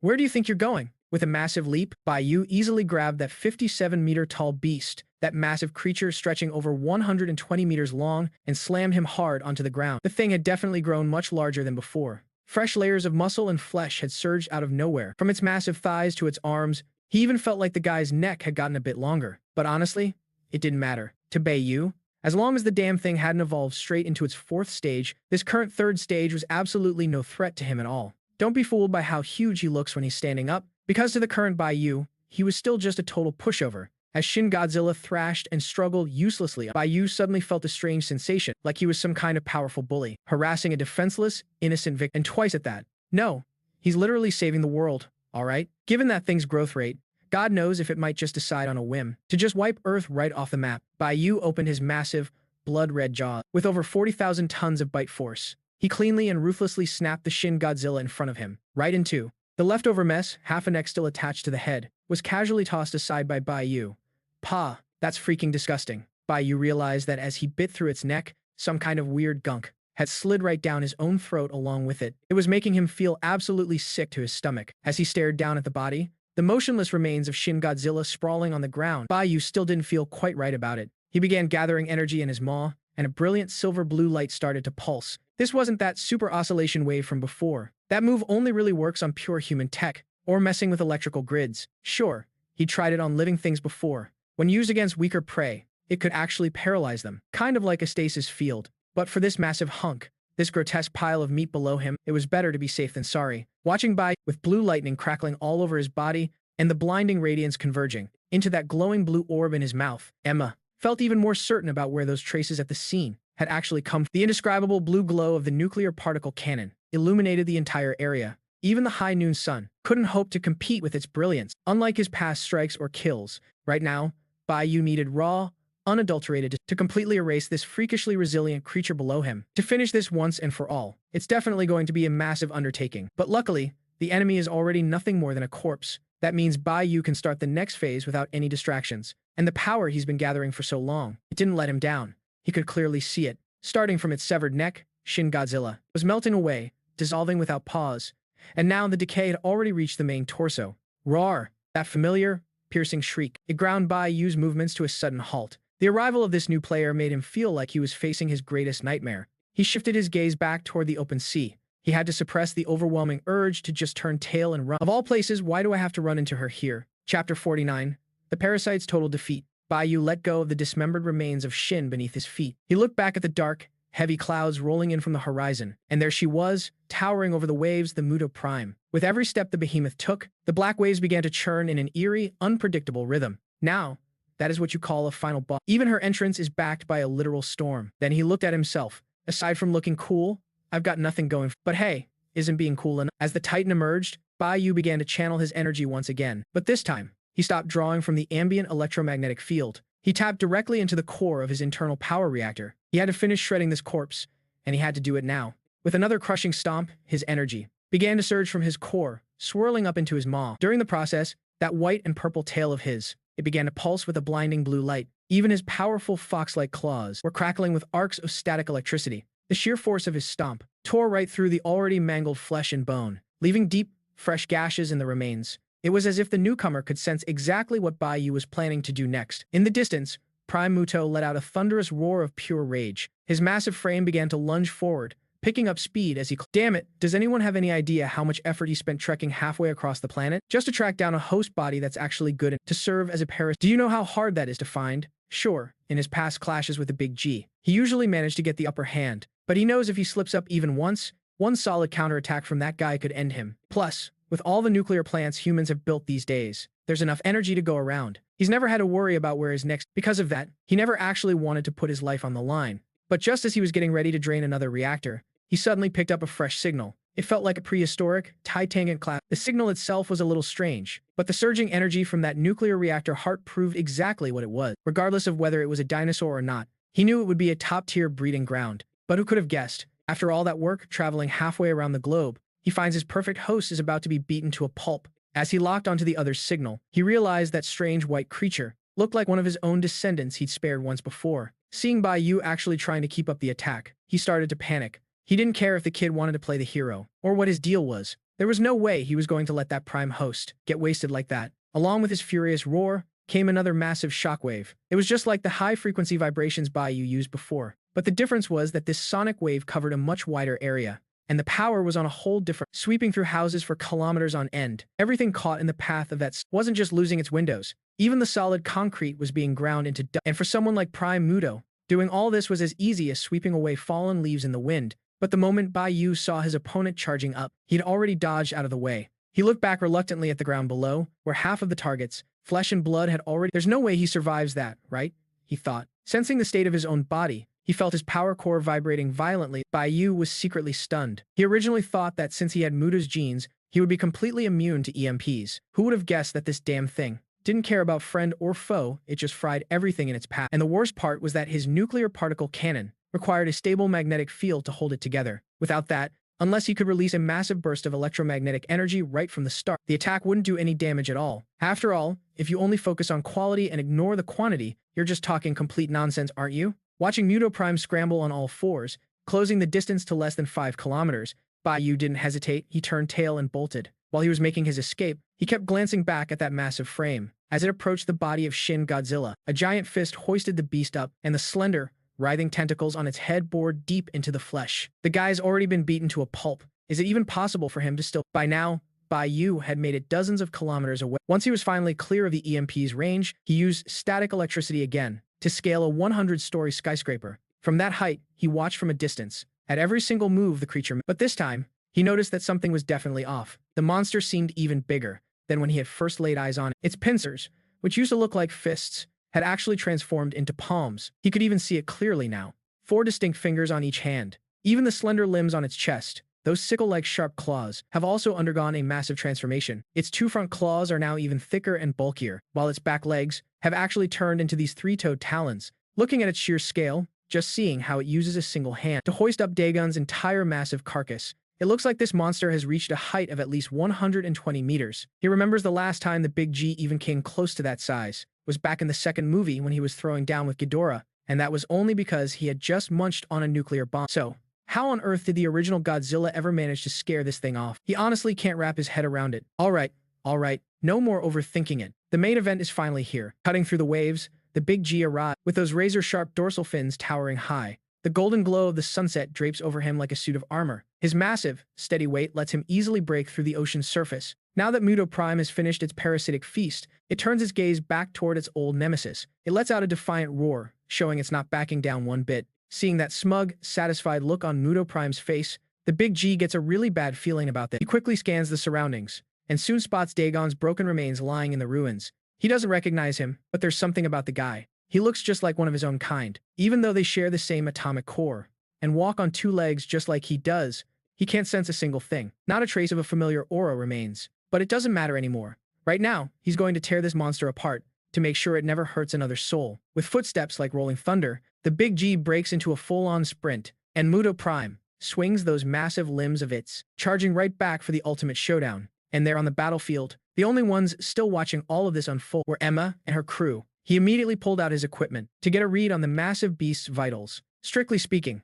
this was his very first time coming face-to-face with a Muto Prime. Back in Guam, he'd only heard the stories. The second time, deep in that cavern, he hadn't seen its full form at all. All he caught a glimpse of was a single giant. But now, with Godzilla right there for comparison, he was stunned to see that the Muto Prime was actually taller than the big guy himself. It was relentless, and that monster was already using those massive fists to hammer Godzilla right into the dirt with ease. Did you get its readings? Emma subconsciously used that tone to show just how overwhelmed she felt. In that moment, she finally began to understand those ancient murals. Why humans back then would worship these creatures as gods. Whether it was that impossibly enormous body, or every single move it made, that power alone was enough to reshape the world. It left Emma feeling completely helpless. All right, Doctor. The Muto Prime stands at 124.8 meters tall. Its body length is 74.2 meters, and the estimated weight is 150,000 tons. Right then, Emma and the others on the chopper, along with every Monarch member at the command center, fell into a deathly silence. Whether in size or sheer mass,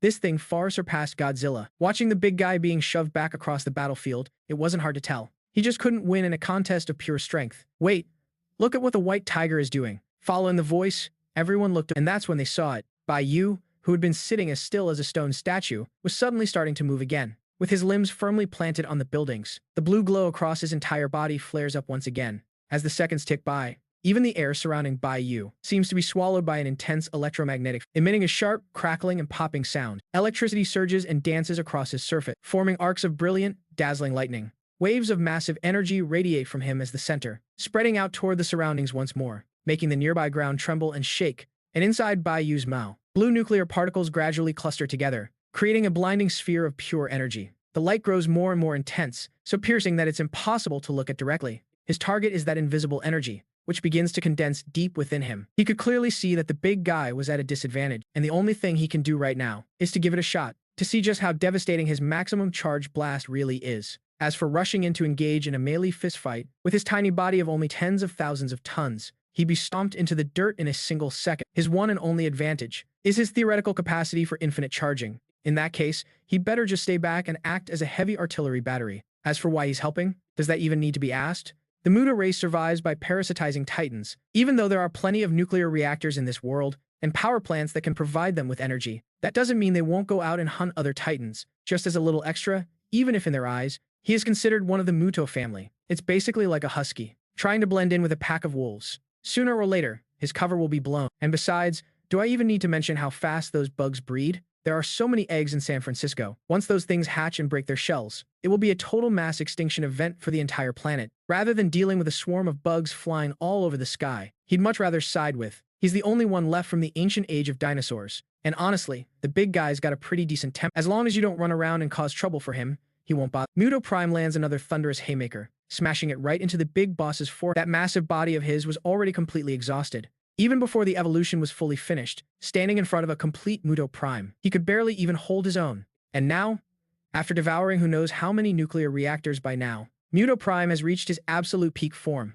Humph! Suddenly, a dazzling pillar of blue light slices right through the evening sunset, carrying a power that's just off the charts. It slams directly into Muto Prime's back plates. That one strike concentrated every ounce of Bayou's strength. It actually managed to snap Muto Prime's main dorsal spine. That jagged spike, the very symbol of his status, as it came crashing down. It leveled an entire low-rise building instantly. There was no blood, sure, but that cold chill of impending death still left him shaking to his core. Only then did he realize that little guy standing way off in the distance was actually a massive threat to his life. Clearly, he had underestimated his opponent way too much. Looking at that defiant and imposing figure, Muto Prime didn't dare to gamble. He wasn't sure if the kid could fire a second shot. Sensing the activity of the parasites, Deep inside that strange Godzilla, he decided there was no point anymore. There was no need to keep wasting his energy fighting. He glared at Godzilla, who was still itching for a fight, and then at Bayou, who was watching him like a hawk. Finally, he slammed both fists into the ground with everything he had.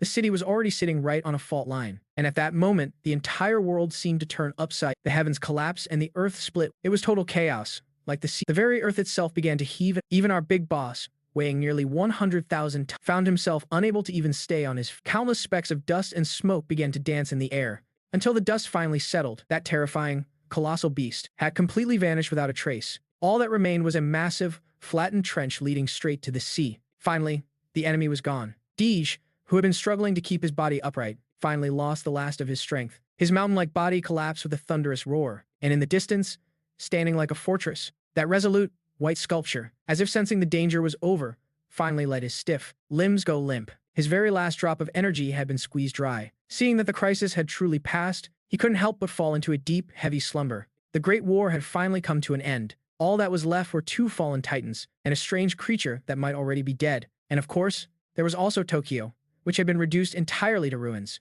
Chapter 50. Insufficient strength. The nuclear transport plane. Hurry, hurry, hurry. Nutrient solution. We need nutrient solution. We don't need that. We need radiation.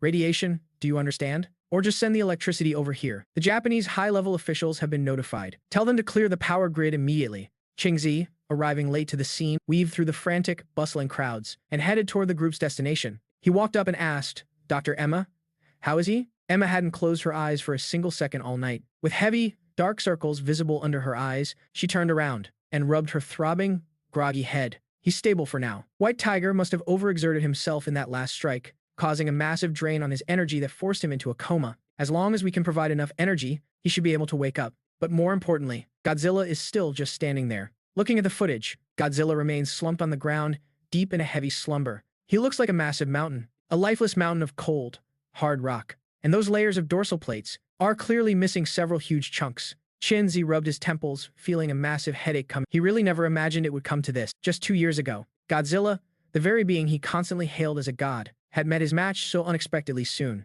To think he'd actually be beaten to within an inch of his life. He hadn't been following the group's movements for a while. Instead, he had taken a detour to the north. He found some invaluable records there, along with some incredibly bizarre and unpredictable things. Based on those, he had figured out the behavioral patterns of the Muto species. "I need to call a meeting immediately. Every single member of Monarch needs to be present, and get me a direct line to the Security Council." "Got it," Emma replied with a nod. She immediately handed the task over to Shaw. She didn't seem to care at all about the fact that he was one of the original founders of Monarch. Perhaps it was the effect of that strange from the hollow earth, because this white-haired man, well into his 60s or 70s, was showing an almost unnatural level of energy. Emma had also stayed up the entire night, and right now, she felt like she was on the verge of... But Shaw was still looking incredibly sharp and energetic. "Believe me, if you had spent the whole night leading a massive group operation like that, you'd be just as exhausted as I am. Listen up.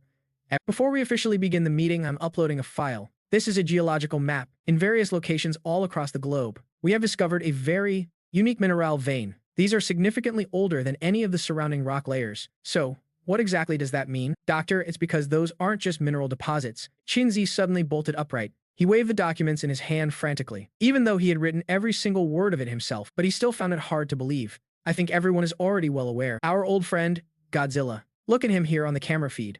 He's exactly as he was before, just lying there on the earth, completely lifeless. The only thing that's different now is perhaps those broken dorsal plates. They've actually begun to regrow, and you can see it with the naked eye. And at the same time, less than 2 kilometers away from where Godzilla lies, massive amounts of red blood are starting to merge with the shattered fragments of Godzilla's body. They're beginning to fuse together, and finally, like a small stream flowing into the vast ocean, the blood reached the corpse of the true Godzilla. While we were deep inside the mine, we also extracted those unusual rock samples. The answer is plain as day. As these two different DNA strands on the screen gradually overlap, we finally discovered that they are almost identical. These rock layers are entirely made of atomic dinosaurs. In other words, they were formed from the corpses of Godzilla's own kin. There has always been a specific creature hunting his kind. "Is it a Muto?" A councilman spoke up, but Qingzi only gave a heavy, somber shake of his head. "It's not a Muto, or at least, not the common Muto we saw in San Francisco. We've analyzed the structural samples of those remains, and combined with what we found in the ancient mirror, it's clear to see there's a larger, stronger, and far more ancient Muto out there, one that has been hunting atomic dinosaurs since the beginning of time. In fact, this thing is so powerful, it can hunt down an atomic dinosaur with ease. Once an atomic dinosaur is in its sights, there is simply no escape. After the Battle of San Francisco, We did a deep dive into the Muto's behavioral patterns. They're just like insects. Usually, a male and a female pair will start to lay eggs. Look at these images of the remaining egg sacs on the screen. Even though they've been ravaged by the flames, it still looks incredibly menacing. They are going to hatch soon. Once the young ones grow up, driven by their raw instincts, they'll launch a frenzied attack on the entire world, targeting every single place with radioactive energy. And in today's world, we humans are the ones who control those places. He slowly uttered two words: nuclear energy. It gave humanity nearly infinite power, but it also created an infinite number of bombs. And now, it's bringing us infinite suffering as well. It's not just about the power plants, even the nuclear warheads. Any material with radioactive energy, they won't spare a single gram of it. Then, what about the next stage? Everyone in the room fell into a heavy, deep silence. No one dared to break the tension of this moment. Looking back at the San Francisco incident, everyone saw the level of destruction just 2 Mutos could cause, let alone a whole swarm of them. At that moment, the official from the Eastern Division finally spoke up, asking the question that was weighing on everyone's mind. They'll start a civil war. Mating rights have never belonged to the lower-class Mutos. Only the final, absolute strongest, will be worthy enough to spawn the next generation. Furthermore, we've already discovered a new Muto. From its appearance, it seems to be a female, but based on those extra spikes protruding from its back, we speculate that this creature might be a queen Muto, similar to a hive queen. She holds absolute dominance over the entire Muto population. However, we believe that this isn't the final evolution of their race. The true pinnacle is him, a colossal behemoth standing over 120 meters tall. The Muto Prime shown in the footage crushed Godzilla single-handedly, even though he was later repelled by Bayou's full power strike. But from the very beginning to the end, he has already proven his status as the unrivaled king of the natural world. According to the observations from our team on the ground, Muto Prime has already captured another creature, a small, subadult Godzilla, and she has already laid her eggs inside him. That is exactly why she left the area. She has already achieved her goal. So, what do you plan to do, Doctor? We can't just stand by and watch. We have to join this fight as well. Hearing the questions from the council members, Chin-Zi finally decided to show his hand. He had been trying all along to push humanity into an alliance with Godzilla. Are you saying we should help one monster just to take down another monster? No, don't you think that sounds completely ridiculous? Please, just listen to me. Members of the council. I have personally examined the remains of those atomic dinosaurs, and I have pinpointed their exact times of death. 66 million years ago, 200 million years ago, 250 million years ago, and 445 million years ago. Wake up, everyone. Every single time the Muto swarm appears, it marks the arrival of a mass extinction event. No one can stay on the sidelines, especially not as humans. Don't you think you're being a bit of an alarmist? Sam Coleman, the head of technology, listened to Chin-Zi's speech in the conference room. It was powerful, but it felt just as absurd. They are just a bunch of oversized bugs. How could they possibly wipe out the entire biosphere? Then you tell me, why didn't Bayako run away? Instead, he's working with Godzilla to take on Muto Prime. During the Battle of San Francisco, he didn't show anything like this behavior. Maybe it's because he was too young back then. Chin-Zi gave a sharp grunt and quickened his pace. He needed to check on Godzilla's current state immediately. If Muto Prime makes landfall once more, who's going to be there to stop her? Because that big guy is still fast asleep. He's not moving a muscle right now. I'm honestly starting to wonder if he's actually dead. That's impossible. If he were really gone, the Prime Muto would never pass up on a fresh host body like this. Before long, the team crossed the perimeter line and arrived at the foot of this massive, living mountain. For the very first time, Chin-Zi reached out to touch this primordial beast. The rock-like skin felt incredibly coarse under his hand. At the same time, the sheer density and hardness radiating from it left him feeling completely awestruck. Even with industrial-grade cutters, you couldn't even chip away a single scale. But looking at the debris piled on a nearby truck, man, who would have thought? The very scales that humans couldn't even scratch after trying everything were actually shattered by a single punch from his enemy. Doctor, the Security Council is here. They've agreed to your proposal. The plan is officially cleared. Just you watch, Chin-Zi said, breaking into a delighted grin. Back when the meeting first wrapped up, he had already laid out a plan. A completely insane plan. If the locals ever found out what he was up to, they'd probably brand him a traitor and curse his name. Because he was the one who suggested bringing in a nuclear warhead and detonating it right there in Tokyo Bay. All just to give Godzilla a massive power boost. And if they could manage it, they'd bring Bayou into recharge at the same time. Plus, since these titans basically feed on radiation, there wouldn't be a single trace of fallout left in the area. In fact, it's even that the Prime Muto will come crawling back to soak up the energy too. And that's when Godzilla and Bayou can team up to take that monster down for good. Obviously, the Japanese representative wasn't going to stand for it, but both the Great East and the Bear stepped in, saying they were more than happy to sponsor the whole operation. From 1 million to 10 million tons, take your pick. If one isn't enough, we can always send 2. As for the United States, after thinking it over carefully, they actually agreed to the idea. I mean, to take down those two giant beasts. They're willing to detonate nukes on their own soil, so they definitely wouldn't hesitate to do it on their allies' territory. Heck, they might even fund a couple of them themselves. And obviously, the bigger the dose, the better. Chapter 51.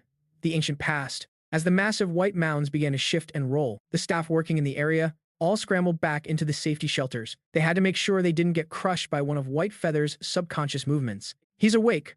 Whitefeather reached out a claw and rubbed his groggy, tired head.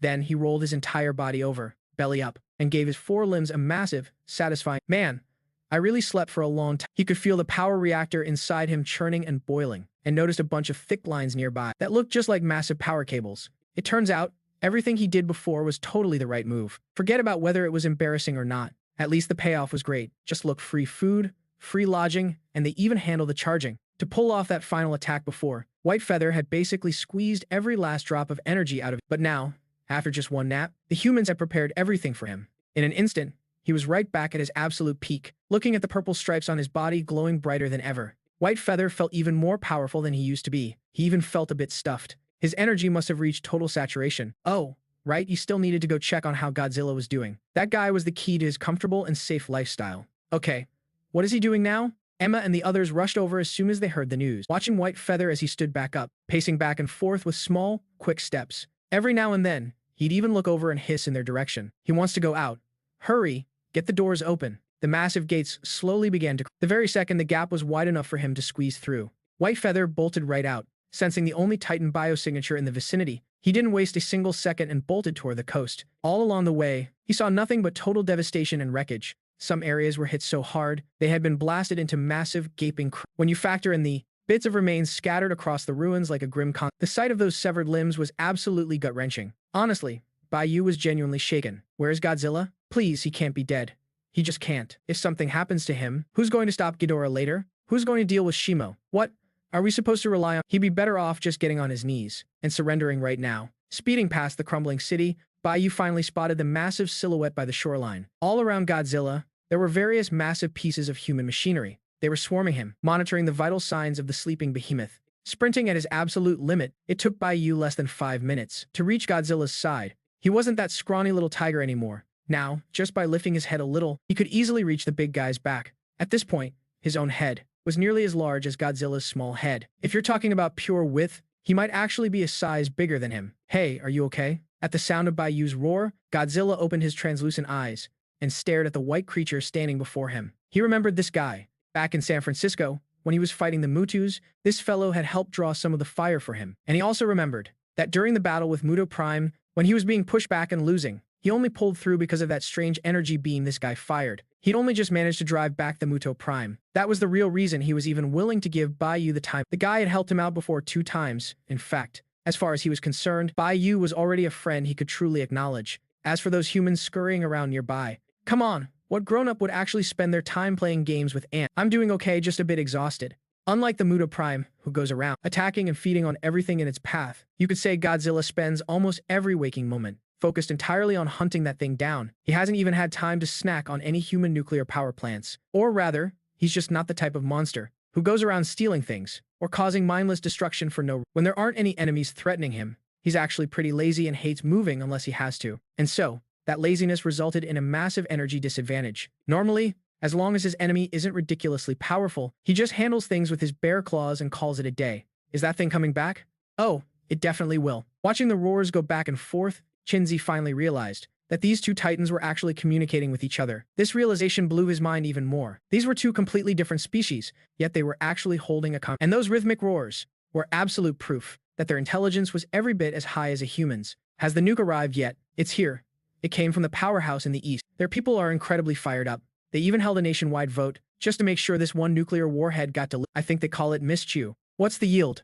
Ignoring the heated emotions from the Eastern nation, Shinzi was well aware of just how many atrocities that country had committed in the past. But at the end of the day, he was just a scientist. At this point in his life, nothing else matters to him anymore, except for these massive titans. That is why, rather than worrying about their hostility, his only concern is whether he can actually detonate this nuclear warhead right now. They said a yield of about 100,000 tons would be enough. That should definitely do it. You have to remember, the bombs dropped on Hiroshima and Nagasaki were only around 10,000 tons, and even then, that was only the beginning. the spark that started waking those slumbering titans. A 100,000-ton nuke is more than enough to give Godzilla a massive feast. What is the status of the civilian evacuation? The vast majority have already cleared out, but there is still a small group left. They stubbornly insist that this is their home. Hearing such a ridiculous excuse, Shinzi honestly had no idea how he was supposed to talk sense into people like that. Had they not seen those titans brawling earlier? It is just a building, for crying out loud. Is a house really more important than your own life? And didn't we already tell the authorities there would be compensation? Did the officials not step in?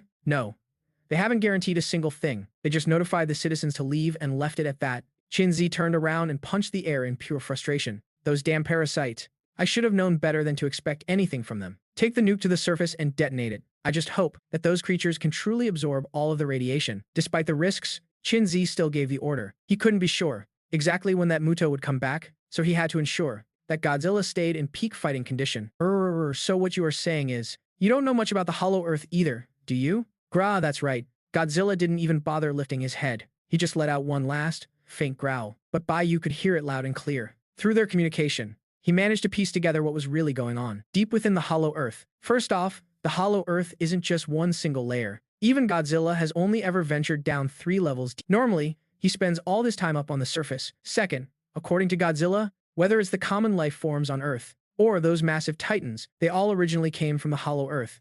As Godzilla tells it, back when he first woke up, there wasn't a single living soul on the surface. It was nothing but a world of burning magma. Third, the reason Godzilla doesn't stay in the Hollow Earth is because there are some truly bizarre things lurking down there. He even mentioned that back when he was just a juvenile, he'd seen plenty of creatures that made his current size look tiny. This matches up perfectly with those several thousand-meter-long skeletons we saw in At the same time, Bayou asked Godzilla about the whole situation with Muto Prime. That thing is incredibly powerful, yet surprisingly young. It's probably only a few tens of millions of plus.